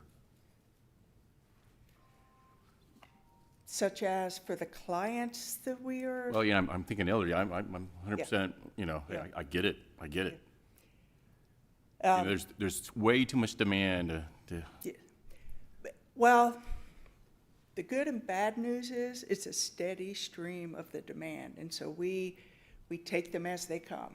And like right now, we have about 14 projects going on, which is, during my tenure, that is the most that we have ever had. And on the good side is they tend to be spaced out in the manner in which we can handle them. You know, we're limited with staff, we're limited with funds, we're limited with contractors, believe it or not, because everybody is so busy. And so if someone calls in, we're able to screen them over the phone as far as eligibility, both for the income and the problem that they're having. And then from there, staff will assist them in gathering the documents that they need, income documents, ownership documents, things like that, and prepare a scope to work to go out to bid to address the problem that they have. You know, it can be turned around in a matter of days if it needs to be, depending on the availability of the clients. That's the other thing, is people are busy. You'd be surprised. They call up, oh my gosh, I've got X, Y, and Z, and it takes 2 weeks to get a hold of them again. And so, you know, the way it is right now, we simply prioritize them as they come in. Obviously, if we get 3 on one day and one of them is an open sewer line, that's going to be a priority. So, yeah. You're hoping to do 45, Yeah. you know, you have some queuing mechanisms. I hope you do a lot more than 45. I hope you have some type of pricing mechanism as far as that's a reasonable price to pay for that upgrade. And, you know, so I'm hoping you get a lot more done than 45 for $669,000.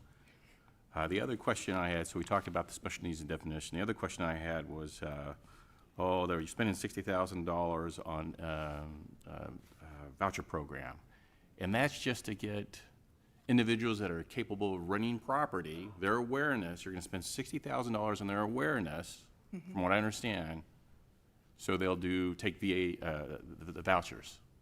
Is that correct?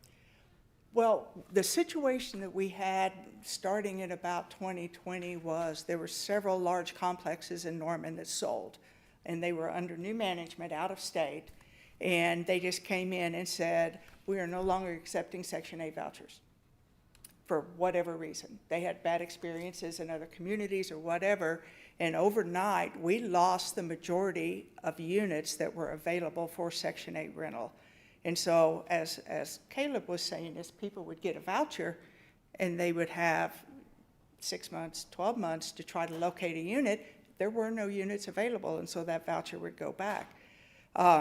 Since we have implemented this program, we now have larger complexes that Mike, the gentleman that does this, has been able to educate them on not just how the Section 8 program works, but what a wonderful partner the Norman Housing Authority is and how they support the landlords in these endeavors. You may not have had that in California, but you get that in Norman, Oklahoma. And so we have been able to substantially increase the number of landlords that will accept Section 8, therefore accepting the number of units. Now we're in the situation that the Housing Authority is not able to issue as many vouchers because of various budget constraints. Understand, great answer. Really the heart of the question, we're going to spend $65,000, try to get 10 additional units that will take voucher program. No, that's a very small goal. You know, if we're going to spend $65,000 on this program, that's a small goal. You know, if we're gonna submit this package up to HUD, I'm thinking, if I'm the guy reviewing this, I'm thinking, Actually, in the 3 years since we have done this, he has increased by 750 units. but I'm saying what's in your plan, you're submitting to HUD, you're Yes. gonna submit the, on our vote, Right, you're gonna submit that is this what to we are HUD. estimating in Right. for the upcoming year. So we're Yes. gonna spend $65,000 on Yes. 10 units. That's what we're telling HUD. That is our estimate, yeah. Okay. So, The other thing, does this close tonight? I mean, does the public comment close tonight? Or is that no, it tomorrow? closes tomorrow. Okay, so we're gonna Wednesday, vote on this Thursday. tonight, but it Yes. closes tomorrow for public Yes, comment. there's a few days left. I can't remember. I can let you know. So why would I vote on this tonight? Well, because we have a 30-day comment period mandated by HUD in which this public hearing is part of that 30 days. And so there's still a day or two available for comment from the public that can be written or called, or emailed, that will be included and forwarded to HUD as far as public comment. You know, the comments that we received here will be noted and sent to HUD as part of the public comment process. So we don't take those comments into consideration, so it's already been submitted to the city. We don't take those in consideration. Yeah, we have not had any public comments, other Well, than you had public comments during the meetings. during the meeting. Yeah. Yeah, during the comment period for the action plan. Other than what has been said here tonight, we have not had any public comments.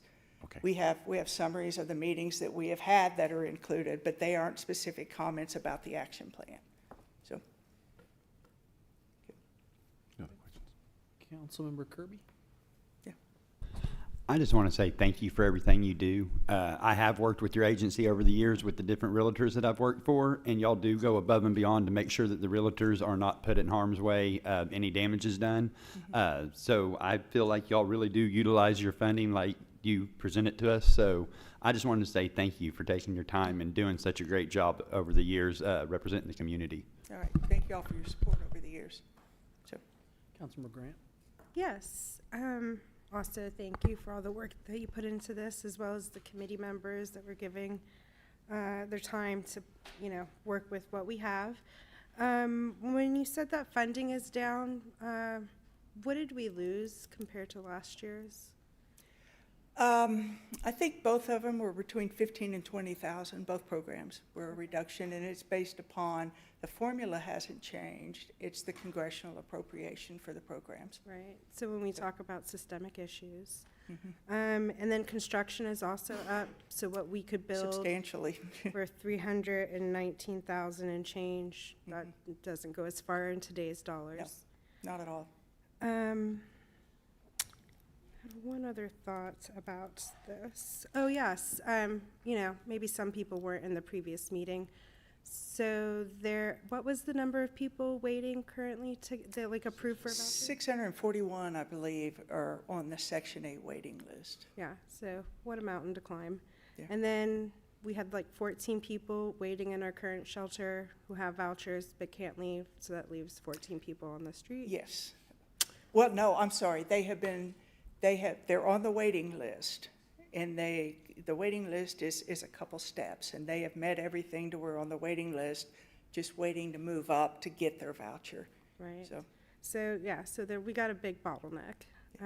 But anyways, I appreciate the work that's went into this, and I don't plan to obstruct anything. I plan to vote to get this moving. So thank you. all right, thank you. Okay, all right. Seeing no further comments from council? Okay. All right. Thank you very much, Lisa. Thank you. For all your work and your staff. Okay, I'll entertain a motion to close the public hearing. The motion on the floor is to close the public hearing. Council members, you may cast your votes.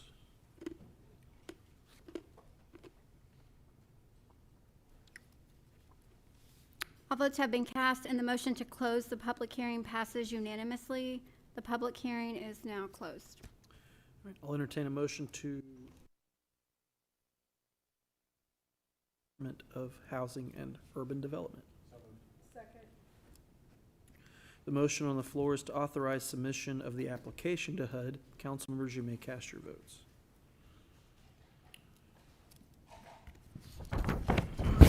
All votes have been cast, and the submission of the application to HUD passes unanimously. All right, item 25, awarding of the bid for the purchase of 10 million general obligation bonds, Series 2026A of the City of Norman, Oklahoma, and vote to award said bonds to the lowest bidder complying with the notice of sale and instructions to bidders, or to reject all bids. I'll entertain a motion to accept the bids and award the bonds to the lowest bidder, TD Financial Products, LLC. Motion to accept? Second to accept. I'd like to recognize Mr. Clint Mercer, Finance Director for the City of Norman, to make a presentation. This. Thank you, Mayor, council members. Clint Mercer, Finance Director. For the 2026 A bonds, we received 3 bids. The lowest was TD Financial Products out of Chicago, Illinois, for 3.807451, which we felt like was a really good rate. So The interest rate, would you say it again? it was 3.807451. Okay.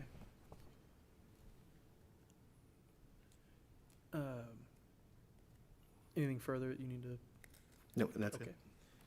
All right. Are there any comments from council for Mr. Mercer?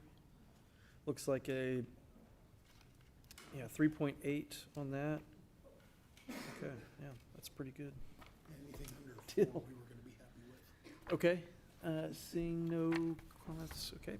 This is an opportunity for members of the public to make comments regarding this item. Madam Clerk, are there any comments from the public? Yes, Mayor. Mayumi Windler?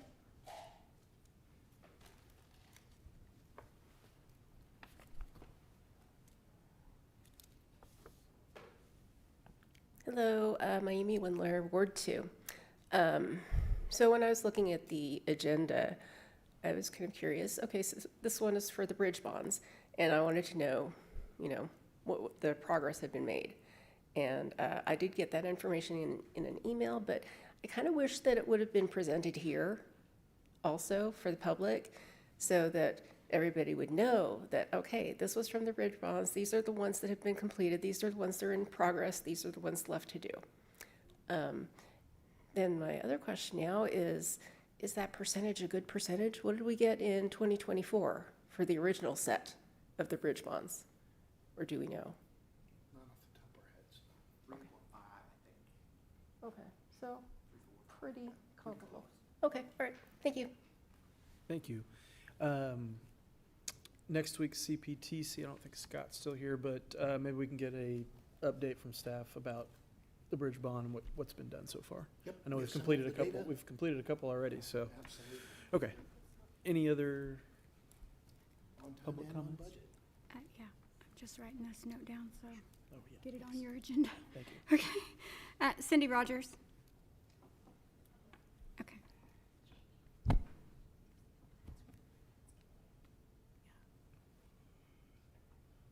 2 weeks, CPT. Next. That's, Or. Oh, yeah, you're right, the 28th, yeah, that's right. yeah, 2 weeks. That's all I have, but I think Mr. Ellis has something. Okay, anyone else from the audience that would like to speak on this item? Come on up.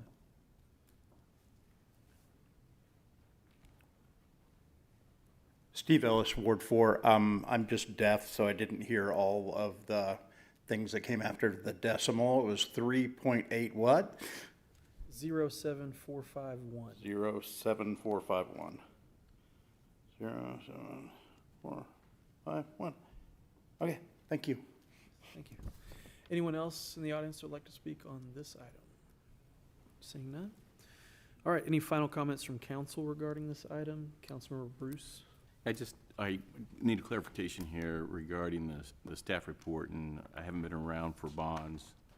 There's a statement here, is Article 13, Section 5 of the City Charter requires council to vote on emergency section of the ordinance separately and adopt it by vote of 2/3 of the membership of the council.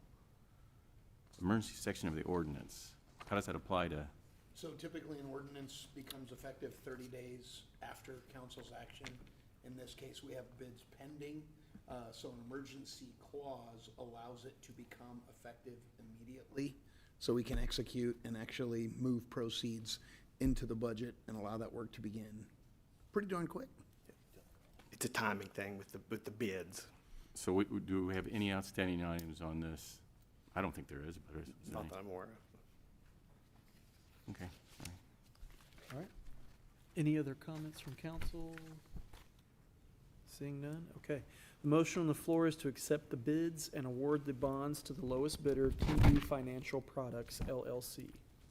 Council members, you may cast your votes. All votes have been cast and the motion passes unanimously. All right, item 26, an ordinance providing for the issuance of general obligation bonds, Series 2026A, in the sum of $10 million by the city of Norman, Oklahoma, authorized at an election duly called and held for such purpose, prescribing form of bonds, providing for registration thereof, designating the registrar for the issue, providing for levy of annual tax for the payment of principal and interest on the bonds, and fixing other details of the issue, approving the forms of a continuing disclosure agreement and an official statement, authorizing executions and actions necessary for the issuance and delivery of the bonds, and declaring an emergency. This is a companion item to the previous item. I'll entertain a motion to adopt or reject the ordinance on first reading by title only. The motion on the floor is to adopt the ordinance on first reading by title only. Council members, you may cast your votes.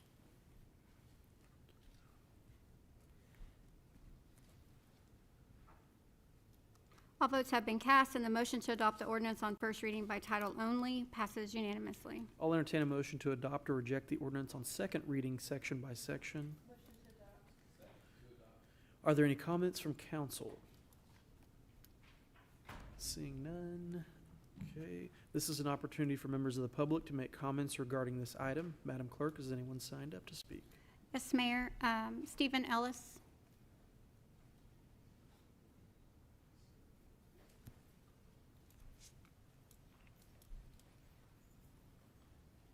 Steve Ellis, Ward 4. I was going to ask about the emergency provision here as well. In general, I'm sort of opposed to pushing these things through on emergency, especially when it's something like a bond issue that we should have plenty of time to do. But I recognize that there are outstanding offers being made, and it's probably not going to be getting any cheaper the way the economy is going. So the emergency here seems okay, but note, and I'll get back to this later, that we're doing something here to respond to the exigencies of a situation that was unforeseeable before, and we need to maintain the flexibility to do things like that. So more later on that. Thank you. Thank you. Sorry, they're gone. That's all I have. Anyone else from the audience that would like to speak on this item? Seeing none? Okay, any final comments from council regarding this item? Seeing none. Okay, the motion on the floor is to adopt the ordinance on second reading, section by section. Council members, you may cast your votes.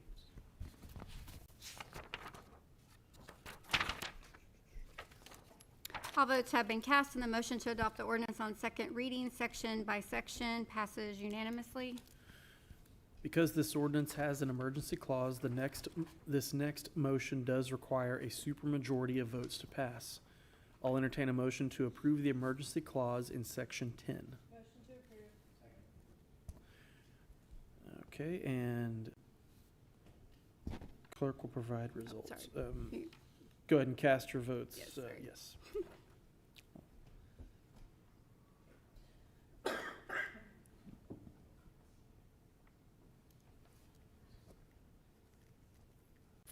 All votes have been cast and the motion approving the emergency clause passes by a vote of 8-1 with Councilmember Bruce voting against, but the motion passes. Okay. I'll entertain a motion to adopt or reject the ordinance on final reading as a whole. Motion to adopt. The motion on the floor is to adopt the ordinance on final reading as a whole. Council members, you may cast your votes.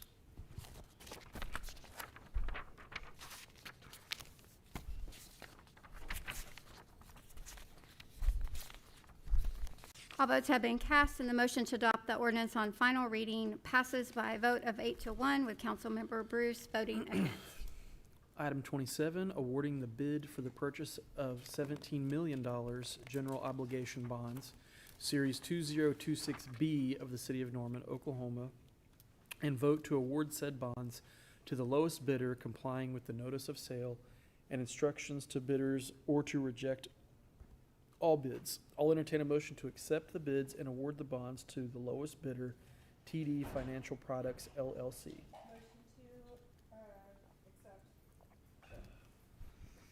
All right, I'd like to recognize Mr. Clint Mercer, Finance Director, to make a presentation again. This is the second tranche, or I'm sorry, this is the first tranche on the street maintenance bonds that were 35 million that were passed April 7th. So we got two bids. The lowest bid was TD Financial Products LLC out of Chicago, Illinois, at 2.903297. Again, that was 2.903297. And this is a 5-year bond too. Just to throw that out there too. Is 5-year that why maturity. the interest rate might be lower? Yes. Because it's shorter? Shorter time period, correct. Okay. Are there any comments from council? Councilmember Bruce? Same situation here where emergency, what's the emergency? It has to do with the timing of the bids. The bids they're not. So the good bids only for good for very so long? Yes. How many days? Today, pretty much. And the thought is, if there's a horrible news event globally tomorrow, the interest rates are gonna change dramatically and the appetite for the instrument could. Do we historically do this? Yes. Historically, yes, just like this. Yeah. Yeah. That's why the bids were open today, because the meeting was today, so Okay. to fit in that Okay. time period. And there's no other pending issues out there, right? No, sir. Not on this one, no. On this particular bond? Right. Okay.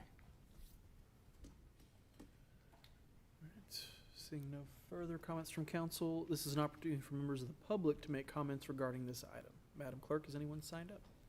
Cindy Rogers?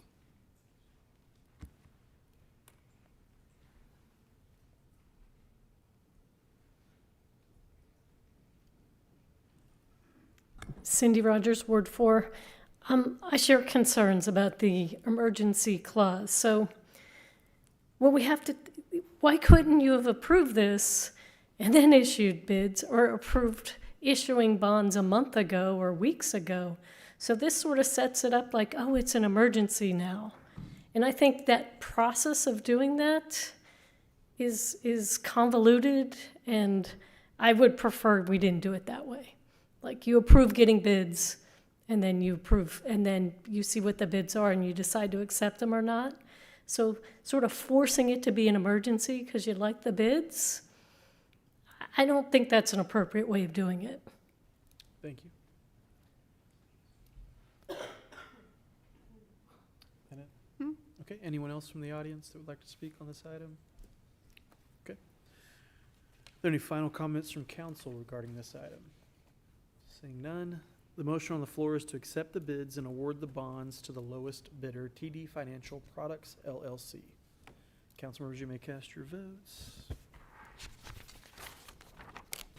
All votes have been cast, and the motion passes unanimously.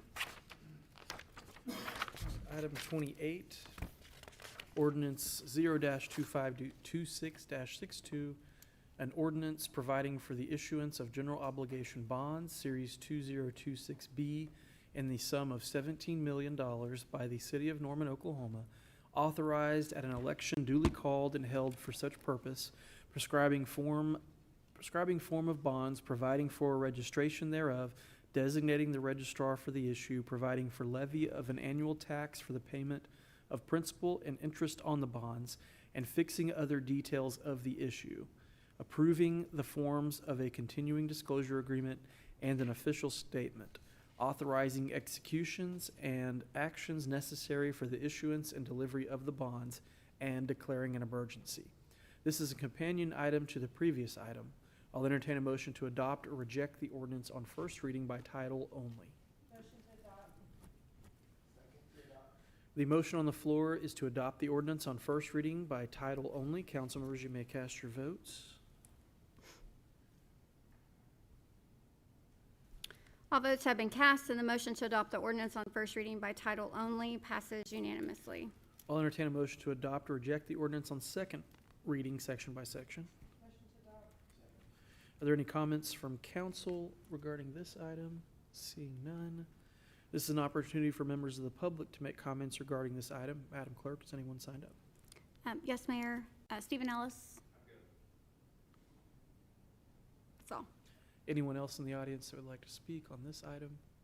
Seeing none. Are there any final comments from council regarding this item? Seeing none. The motion on the floor is to adopt the ordinance on second reading, section by section. Council members, you may cast your votes.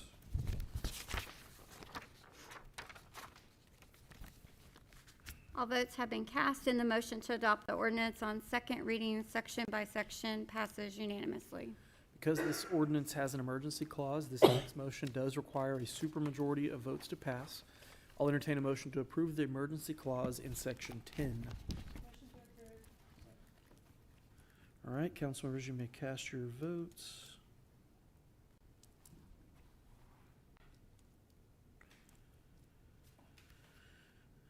Councilmember Peacock. I'll entertain a motion to adopt. Hang on. All votes have been cast, and the motion approving the emergency clause passes by a vote of 8-1, with Councilmember Bruce voting against. I'll entertain a motion to adopt or reject the ordinance on final reading as a whole. The motion on the floor is to adopt the ordinance on final reading as a whole. Council members, you may cast your votes.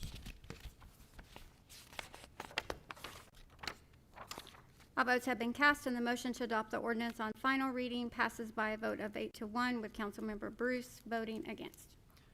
Item 29, awarding of the bid for the purchase of $8 million general obligation bonds, Series 2026C of the City of Norman, Oklahoma, and vote to award said bonds to the lowest bidder complying with the notice of sale and instructions to bidders, or to reject all bids.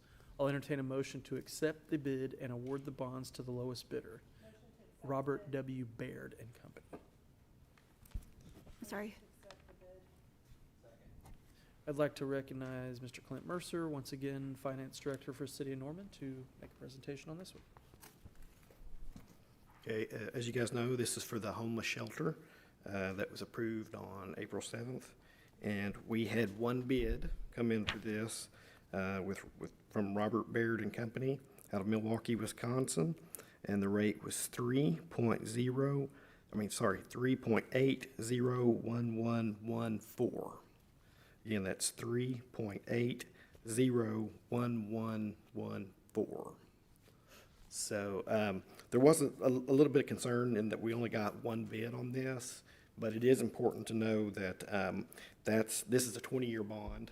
So as a comparable number, this is actually just a little bit lower than the first bond, 2026A. So we felt like it's a really good rate. So. Okay. Are there any comments from council on this item? Gandisbury. Councilmember Gansberry.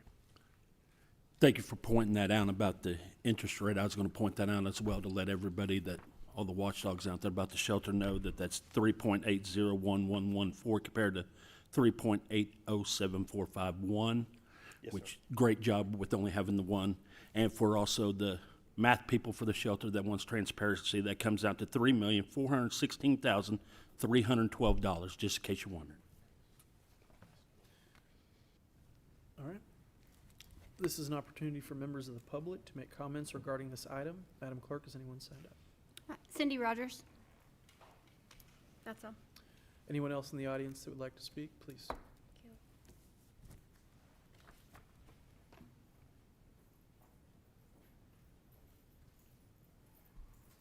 Caleb McGee, Ward 4. This item is very near and dear to my heart. This is really what I came here to talk about tonight. I just went nuts earlier about the affordable housing thing. I've been on the street, and I have made a lot of friends who have been as well throughout my time in this town, which has been my entire life. I grew up here, and there have always been unhoused people here. There are more now because of a wide array of reasons, but we have 238 neighbors on the streets, and we voted to put them up, and the court challenge didn't go through. So I hope that you will vote yes for this, because I think our city sorely needs it. If you don't want to see homeless people around, give them somewhere to go. There will be social workers there, and I'll be one of them. And we're serious about taking care of people and about getting them on their feet and teaching them to do better and to recover. Recovery is the name of the game. We're all trying to get through this, and it's not going to get any better if we just neglect it and do nothing. We'll just get more of the same. It'll keep going. It'll get worse. Thank you. Thank you. Are there any final comments from council regarding this item? Seeing none. The motion on the floor is to accept the bids and award the bonds to the lowest bidder, Robert W. Baird and Company. Councilmember Bruce? How long is the offer good for? How long is the What's offer that? good for? It just today. Just right now. Yeah. Okay. And that's really the industry standard in these types of things. So. Okay. Any other comment from council? Okay. The motion on the floor is to accept the bids and award the bonds to the lowest bidder, Robert W. Baird and Company. Council members, you may cast your votes.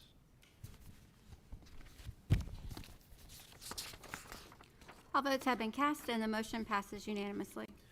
All right, item 30, ordinance 0-2526-63, an ordinance providing for the issuance of general obligation bonds, Series 2026C, in the sum of $8 million by the city of Norman, Oklahoma, authorized at an election duly called and held for such purpose, prescribing form of bonds, providing for the registration thereof, designating the registrar for the issue, providing for levy of an annual tax for the payment of principal and interest on the bonds, and fixing other details of the issue, approving the forms of a continuing disclosure agreement and an official statement, authorizing executions and actions necessary for the issuance and delivery of the bonds, and declaring an emergency.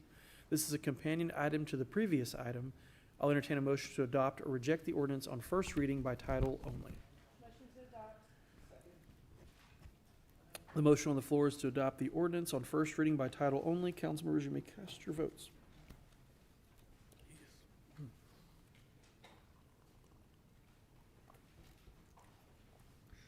All votes have been cast, and the motion to adopt the ordinance on first reading by title only passes by a vote of 8-1, with Councilmember Bruce voting against. I'll entertain a motion to adopt or reject the ordinance on second reading, section by section.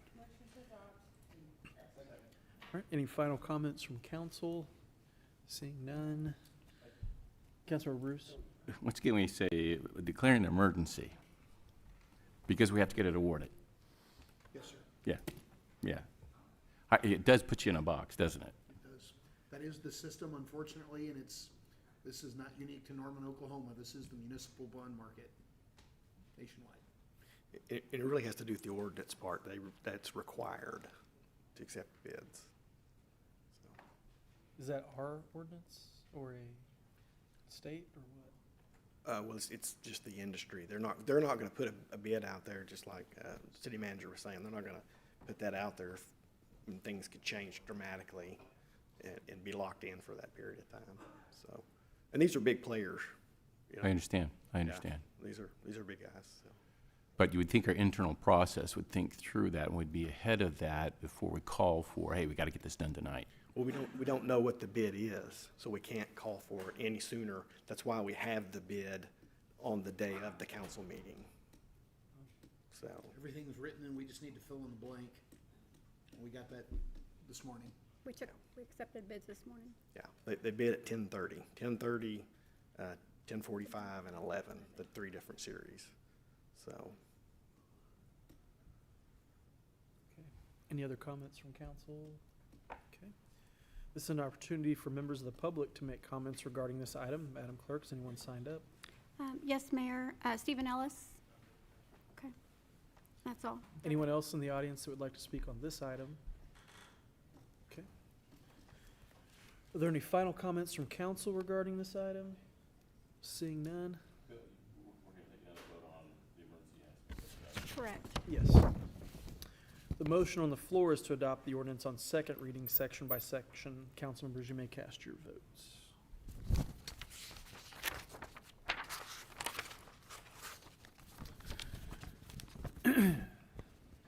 All votes have been cast, and the motion to adopt the ordinance on second reading, section by section, passes unanimously. Because this ordinance has an emergency clause, the next motion does require a supermajority of votes to pass. I'll entertain a motion to approve the emergency clause in section 10. Motion to approve. All right, council members, you may cast your votes.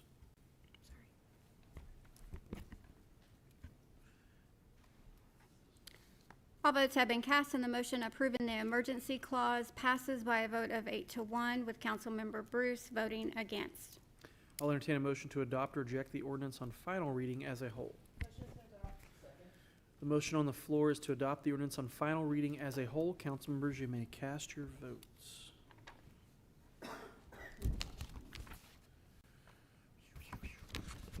Candace Berry?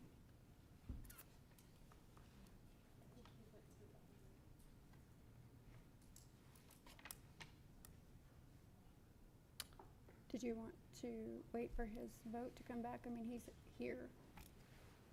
Okay.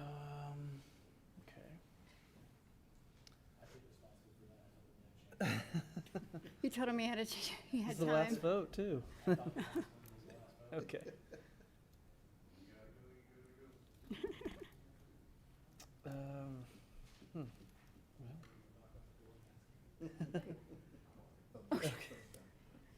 How embarrassing.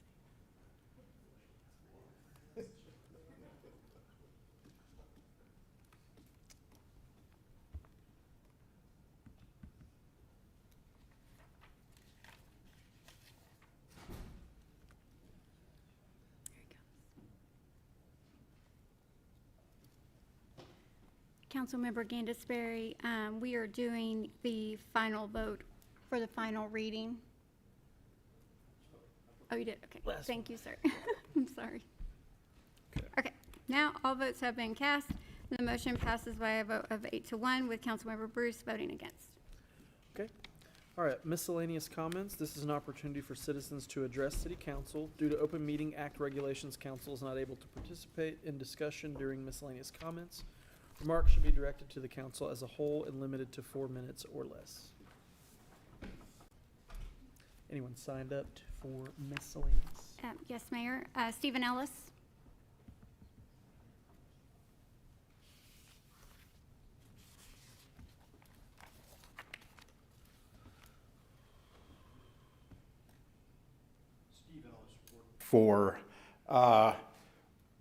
I want to address something that happened in the council session, before we came to the big meeting here.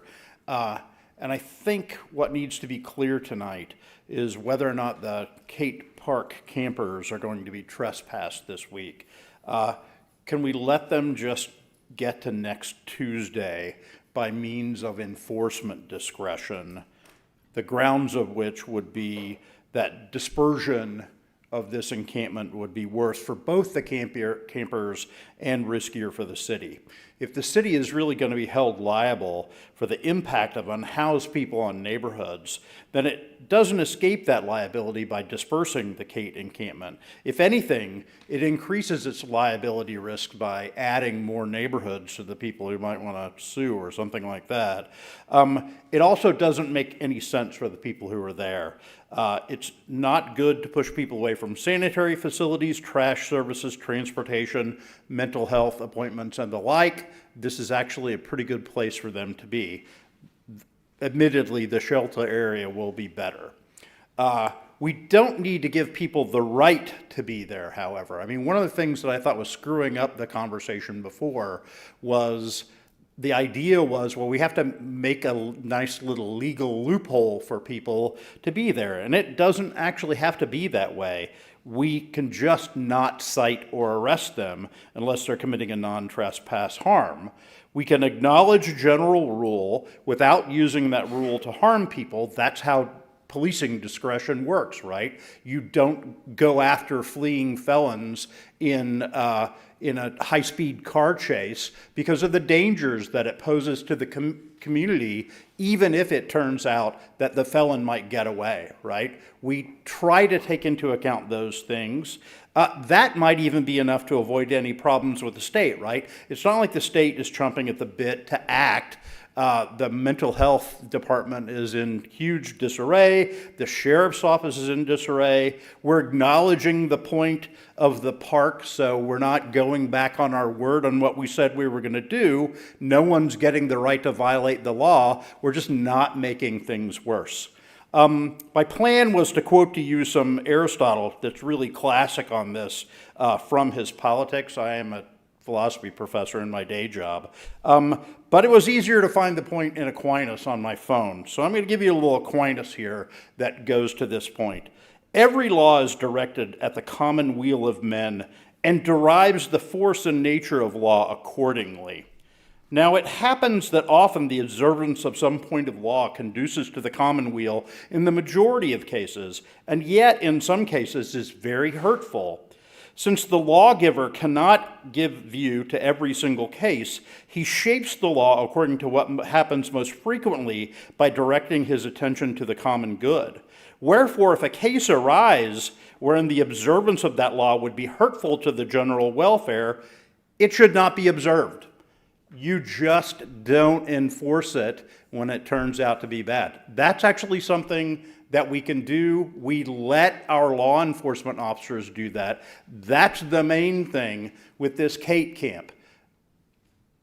It by law should not be there, and the law is not a crazy law. This is something that we should have. I don't think we need a loophole. What we need is some discretion on enforcement of this curfew in order to help the common good. So let's look at that before we do anything like. Mayumi.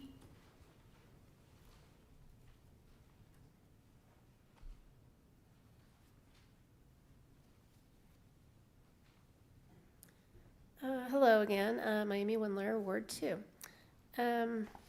So about all these bonds, I was just looking at the budget book, and so in the capital improvement projects, is that the only place where we have bonds that we're paying money back on for?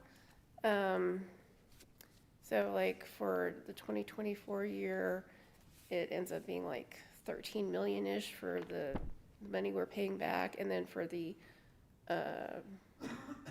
adopted 2025, it was something like 16-ish million, and then the estimated for 2025 is a lot more. So I understand with the bonds that, you know, it's difficult to just come up with money and pay for projects as we go, and that's why we're doing the bonds. But I don't know, I just kind of wonder, is that the best way of managing the city's finances? Of, you know, taking out these loans, and then you have to pay back the loans after, you know, for however long. It's like taking out a mortgage and then taking out a second mortgage and then you know, a third mortgage. I don't know how far you can go on that path. I don't know. Okay, then the other thing is about the whole TIF conversation again. Okay, so the city attorney, his interests are to protect the city, not to protect the council or the mayor. That's something that you have to remember. And, you know, if you're wanting advice as to if you are personally going to be liable for something, you should really get your own attorney, because the city's attorney is not yours. So, thanks. Thank you. Jillian Mershon? Jillian? Megan Strawn?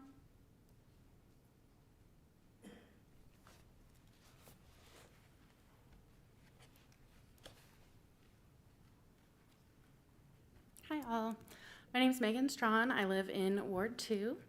I'm a clinical social worker, and I have the privilege of working with some of Norman's unhoused every day, and I'll try to keep this short because the folks I would prefer you hear from are back there. I think we've all felt quite a bit of whiplash this week, or those of us that have been wondering about the fate of Francis Kate certainly have been. I've been mostly on the outside looking in, and I know you all have been, many of you have been just scrambling behind the scenes trying to figure something out, which I really appreciate. I think the folks that have experienced the most whiplash are the people in the camps that pretty much every day have to think about whether they're going to be able to lay their head down at night. I really have deep gratitude for the folks on the council that are standing strong with the idea that it's simply unacceptable to remove or cite people when we don't have a place for them to go. I mean, it's really comes down to that simple question: where should they go? And if we don't have an answer, then we shouldn't be moving them. So I recognize the immense difficulty and discomfort when faced with a situation that requires this amount of flexibility, especially when the council has experienced so much litigation and difficulty. But I think that the situation calls for it. I'm reminded of when the council had to do lots of creative problem solving during COVID. At least Mayor Holman was still on the council at that point. Maybe, no, just kidding.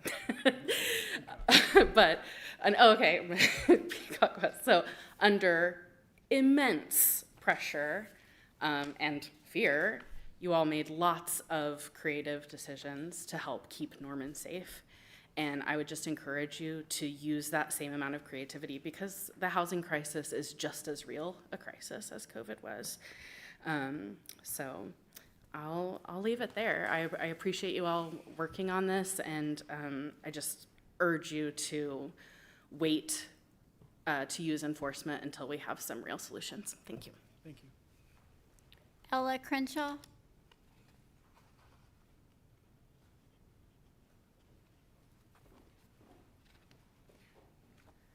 Hi y'all, Ella Crenshaw, Ward 6. I'm also here to talk to you about the encampment in Francis State Park and also homeless encampments in general. I'm an archaeologist by training. That's what I went to school for, and that involves extended periods of time that are spent living in groups in tents, generally in somebody's field or out on somebody's property near where we were working. And I just want to point out that it is entirely possible for large groups of people to live in a tent safely and sanitarily for extended periods of time. You just need somewhere to use the restroom, somewhere to throw away your trash. When we were lucky, sometimes we had an outdoor shower that was a plywood box with a big rain barrel on top. And, you know, these don't necessarily always look like the most organized groups of people, right? You're out here in tents, you're living outside almost entirely. And to outside observers, especially in the case of homeless encampments, that can look unsafe or unsanitary, but when really it's very well managed. You know, if you had seen me walking down the street, dirty clothes, unwashed hair with my big old backpack on, I wouldn't have looked too much different during that time when I was working in the field than any of the homeless folks in Norman. And, you know, I think people have this perception when they see an encampment that something's going on here that's wrong. but it's just not necessarily true, and it doesn't have to be true. And yeah, a group of people can manage themselves living in tents just fine, and I think that the city should just let them go about their business, just let them exist. Thank you. Thank you. Marguerite Larson.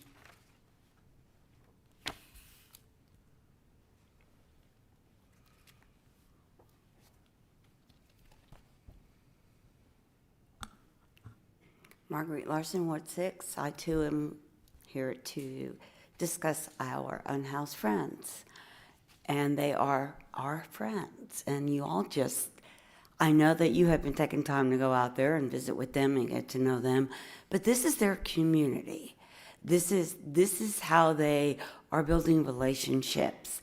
And this is how they're learning to live together. So basically, these are life skills that they're learning in this camp. And granted, y'all don't want them out there in the particular area that they're in. However, by moving them from here or there or there or here, you are disrupting their community. You are disrupting their way of life. You're disrupting the fact that they are learning life skills. So hopefully they will become housed at some point and use these skills in their life, their daily living. So I think the fact that there is an option that you can have someone just as an intervention mediator between the council and the Norman Police Department was mentioned, which is a fairly good idea. Thank you, Ms. Kim. You could always just, if you feel entrapped, why not just build a little fence around it so that you're basically keeping our unhoused friends in an area that's safe for them, and then you have little kids that are running around because they feel safe as well. And I understand that when you see people that don't look like you and they don't act like you and they don't talk like you, it can kind of give people a little scary feeling. But my unhoused friends are just like you guys. They have stories, they have families, and they have feelings. And I just find it very difficult, the constant movement from one place to the other. So I'm hoping that you all can find some kind of resolution that is satisfactory to our unhoused friends, to you, and to the community. Thank you. Thank you. Cindy Rogers.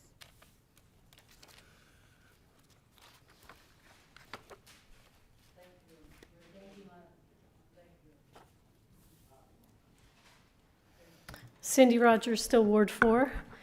I wanted to talk about the proposed TIF ordinance and more generally about how we do these things. So we have the first reading, and I know things have been talked about in meetings, many of which I've watched or attended, but the public really can't ask questions and get answers. So you have the first reading, which is letting the public who maybe doesn't pay as much attention as me know, hey, there's this thing happening. So the public gets a couple weeks to digest it. I expect it takes people some time. And then in 2 weeks, maybe, you'll have the second hearing, which is when people can ask questions. So all that is good. My problem is that usually the second hearing is when you have the vote. So if somebody is just sort of getting up to speed or having questions, you don't have time to respond to their questions, to really digest those, to see if you might want to make a tweak here or there. So amendments on the fly are really not good. So I would just recommend, request that we don't do that. Have some time to digest after the second hearing. That's just general me. Cindy Rogers would like that. I do have some suggestions about the proposed TIF ordinance. I will send them to you, but I want to make a couple comments about them. I don't know what general preference means. I don't know what care should be exercised means. I think we should be worried about ad valorem TIFs because they take money from the school districts, particularly if you're going to target areas that are going to grow within the next 5 years, because those are likely to be areas that are going to grow in the next 5 years pretty much no matter what. I appreciate that the proposal says that you're going to follow the rules of the Economic Development Act, so that's always good. I have concerns about staff having the manpower and the expertise to do a bunch of things that are listed in here, because we know from past experience, the ARENA TIF, the UMP TIF #1, that some of the required analysis was not done, and some of it was really not credible, or it was done for a completely different project than what you approved. So I have some concerns that city staff will do this, but not really clear how they will do that and how that will be vetted. Love to see that you're talking about economic risk analysis, but again, the devil is in the detail. If somebody says it pays off, where do the numbers come from? How is the analysis done? I'm very well versed in economic modeling and impact studies, so I can sniff out when there's garbage put into those models, so what you get out of it isn't very credible. But I'm weird. The average person can't do that. I wasn't sure why there's all those questions. Do you have to answer one? Do you have to answer all of them? That seemed just weird to me.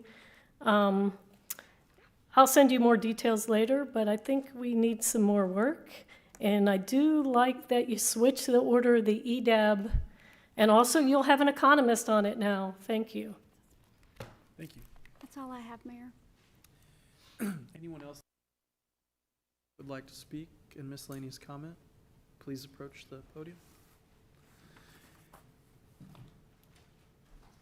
And just identify your name and what ward you live in. My name is Derek Howell.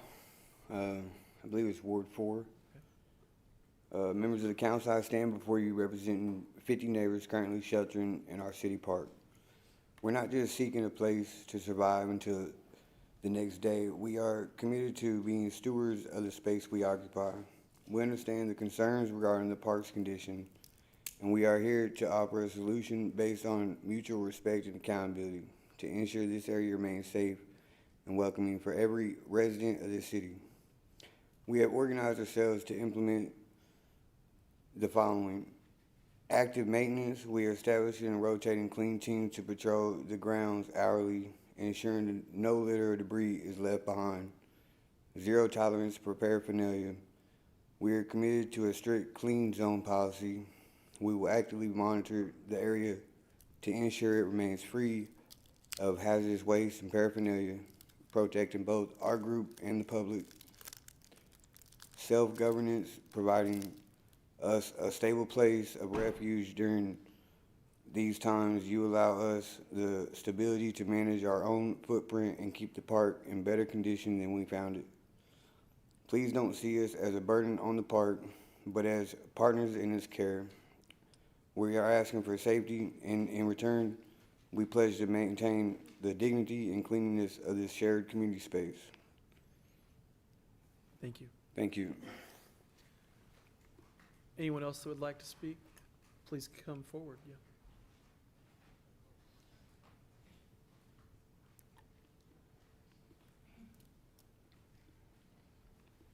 Hi, I'm Brooklyn. Please identify yourself. Huh? I didn't get your name. I'm Brooklyn. Brooklyn? Sorry. What's your last name? Bills. And what ward do you live in? I'm not. Ward 4. Okay. 4. Thank you. Sorry. I'm sorry. So since our community has moved to the Francis Kate, we have all came together and we understand the city's concerns and want to take full accountability for our part. And by doing that, we have come together and as a community, we've made rules for ourselves. We work together to keep the trash cleaned up and provide a healthier and safer and cleaner environment for everyone.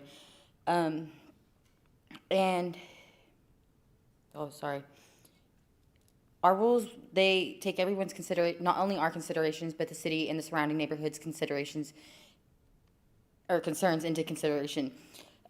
We as a community, we've been made out to be such horrible people when we are people just like everyone else in this community. Some of us, yet we do struggle in some areas that most don't. I'm so sorry. That most don't, but that doesn't mean we should have to fight for our homes so we can also grow for our homes. We also, sorry. It's all right. We also should be given a chance to grow and be able to build for ourselves and make progress in our lives, to create a better and stable situation for us in the future. You can't expect us to be able to go to work and make progress to improve our situation when we have to worry about being able to survive and being able to lay our heads somewhere at night afterwards. You can't even expect us to, I can't even do this. Or how are we able to focus on improving our situation when every day we have to worry about surviving that night or that day and every other day moving forward? If we were given the chance to show everyone that we can follow rules and work together and to better our community, not only our community, but everyone's community, to maintain a safe and clean environment, I believe that y'all would see a lot better progress, honestly, if you were to give us a chance. Hold on, I'm so sorry. I think I got lost. Yeah, I think that's really it. But honestly, when you build a home, you need a foundation. And without that foundation, you have nothing. You can't grow, you can't build, you can't make anything better in your situation if you don't have that foundation. And if you keep taking our foundation, how do you expect us to be able to grow and build? You can't expect progress without being able to have something just like a main structure, honestly. I don't know really what I'm trying to say, but a lot of us, we see what everybody is saying, and we take y'all's concerns, and we want to fix that. We want to work with everyone and to make a better environment and create something better for us.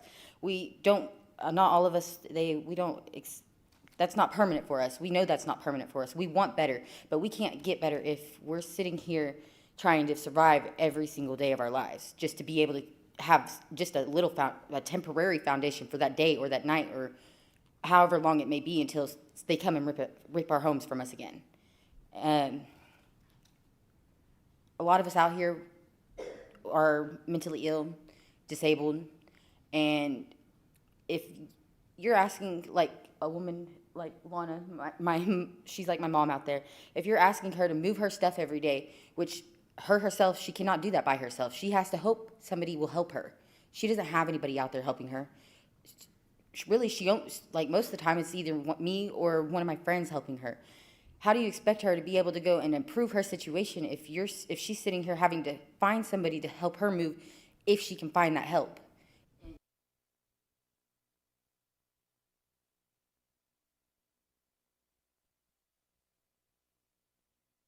The time is up, but thank you very much for speaking. Sorry.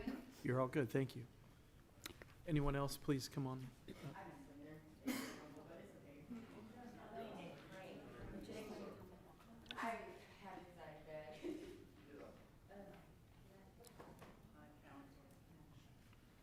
my name is Carrie Tate.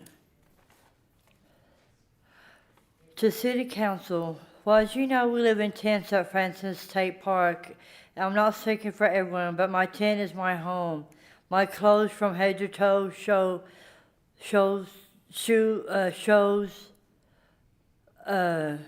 sandals, leather jacket that I'm holding on to for my daughter that's in Mayweather prison right now for more than 3 years. Right now I'm trying to get my birth certificate from Central Mental Health. Central Mental Health is helping me get on Section 8 housing. Just a process, have to have an ID, birth certificate, fill out form, then I'll be put on Section 8 waiting list. 6 months starting out is a waiting list for Section 8 housing. It's just a process. I just got out of prison November 25th. Some of us are just getting out of prison. Some of us are having to start over from nothing. Like I had to start with just the clothes on my back. I now have a 5-man tent that I work because of a Better Way program that they offer for the homeless. I did that for 2 months. I did that the first time and the second round when you had to wait for 3 months or 4 months before you could do it again. I went back in 4 months and did it again. And I bought my 5-man tent. 6 months starting out. For Section 8, we're taking no apartments, but 2 or 3 take felonies on your record. So please don't make us move. Don't have nowhere to go or way to get there. I respect any rules given to us. I get my medication at Central Mental Health. I take medication twice a day, 1 in the morning, 1 at night, and plus a shot of Haldol, and plus Haldol medication at night too, as well as my sleeping medication that I have to keep up with inside my tent. I keep up with it very well. I've been on this medication since 1998. I have 3 children. I'm 47 years old. My oldest daughter is 28. She's at Middle Bassett Prison right now. I write her letters and send her cards, and food and shelter sends my mail for free. I'm also a member of Thunderbird Clubhouse. I've been a member there for 6 years. I don't know if you remember, we do that for being members of Thunderbird Clubhouse. Lynn and Heidi, I don't know if you're familiar for them. Thank you, sir. They were out of funding when I got out of prison November 25th, this past November 25th of 2026. I talked to Thunderbird Clubhouse talked to Lynn personally myself, and she said that Thunderbird Clubhouse housing was not, they didn't have any housing money, project money available, so she told me to go through Central Mental Health. So I'm going through Central Mental Health to get my Section 8 housing. So anyways, I take showers at Food and Shelter. I have hand sanitizer in my tent, name brand hair and body spray. If not, Food and Shelter offers it. I have no family except my daughter who's in prison right now. Please let us stay till the new shelter is open, or maybe offer, or maybe come up with some option with Food and Shelter to maybe offer for them to be open 24 hours a day, and maybe include some beds in there for us, or just let's keep our beds and mattress, make that a 24-hour shelter instead of just 8 to noon, and then from noon they open back up at 1, and then 1 to 4. Make it a 24-hour shelter until the new shelter is built. That way that we can get our tents out of the park and into the Food and Shelter overnight, or let us sleep on Food and Shelter property, except for when it rains or snow or ice, we can sleep inside.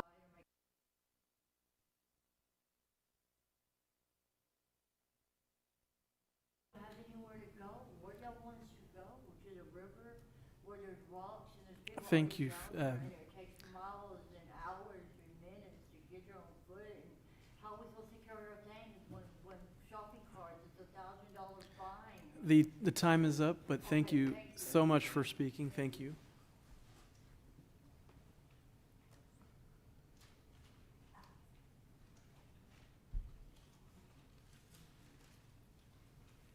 All right, anybody can figure this out?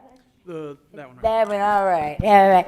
My name is Nancy McCormick, and Ward 4, and I'd like to start out by thanking you all for this chance to speak to you. Okay, now, none of us were born saying, when I grow up, I want to be homeless and discarded as garbage. And we understand your concerns. They are valid, and we are working together to not be a liability to y'all, to not be a disgrace. We are accountable to each other. We are working on that. To be sure we are safe and take pride in ourselves and pride and respect in our community. We are grateful to all of you, the Norman people, our community. If it wasn't for all of you, we wouldn't be here tonight speaking to you. We wouldn't have survived. And we definitely wouldn't have the opportunity to thrive. I know and believe with all my heart that there is hope for us because we are all willing to learn. I was in housing for over 3 years. I took a wrong turn and got lost and couldn't find my way home. And I want to go home. We all want to go home. Thank you all for everything. Bye. Thank you. Oh, one more thing. And yes, I have been a part of this community. All of us have, for many years, some since childhood. I've been here for, since 2007. And I do have an income, and now my income has changed, and it has increased and to OU, I get and stuff. So I go Sooners, And so anyway, with all that, we do understand, and the mess that was made that we're responsible for, they have taken it upon themselves to go clean it up, and with no pay, and we are trying to do better. And thank you very much. Thank you. Have a good night. You as well. Anybody else in the audience that has not spoken that would like to speak? Okay. Seeing none, any final comments from council? Councilmember Grant? Yes. I would just like to thank all of you who are at Kate currently, who are trying to maintain community rules. I would say this conversation isn't over. We'll be back in oversight, trying to be creative. I really appreciate you coming out this evening. I know it wasn't easy and you have a lot of stress, compounding the issues you're already facing. So anyways, just want to acknowledge you, and hopefully you don't have to come up and prove your humanity every month. Thank you.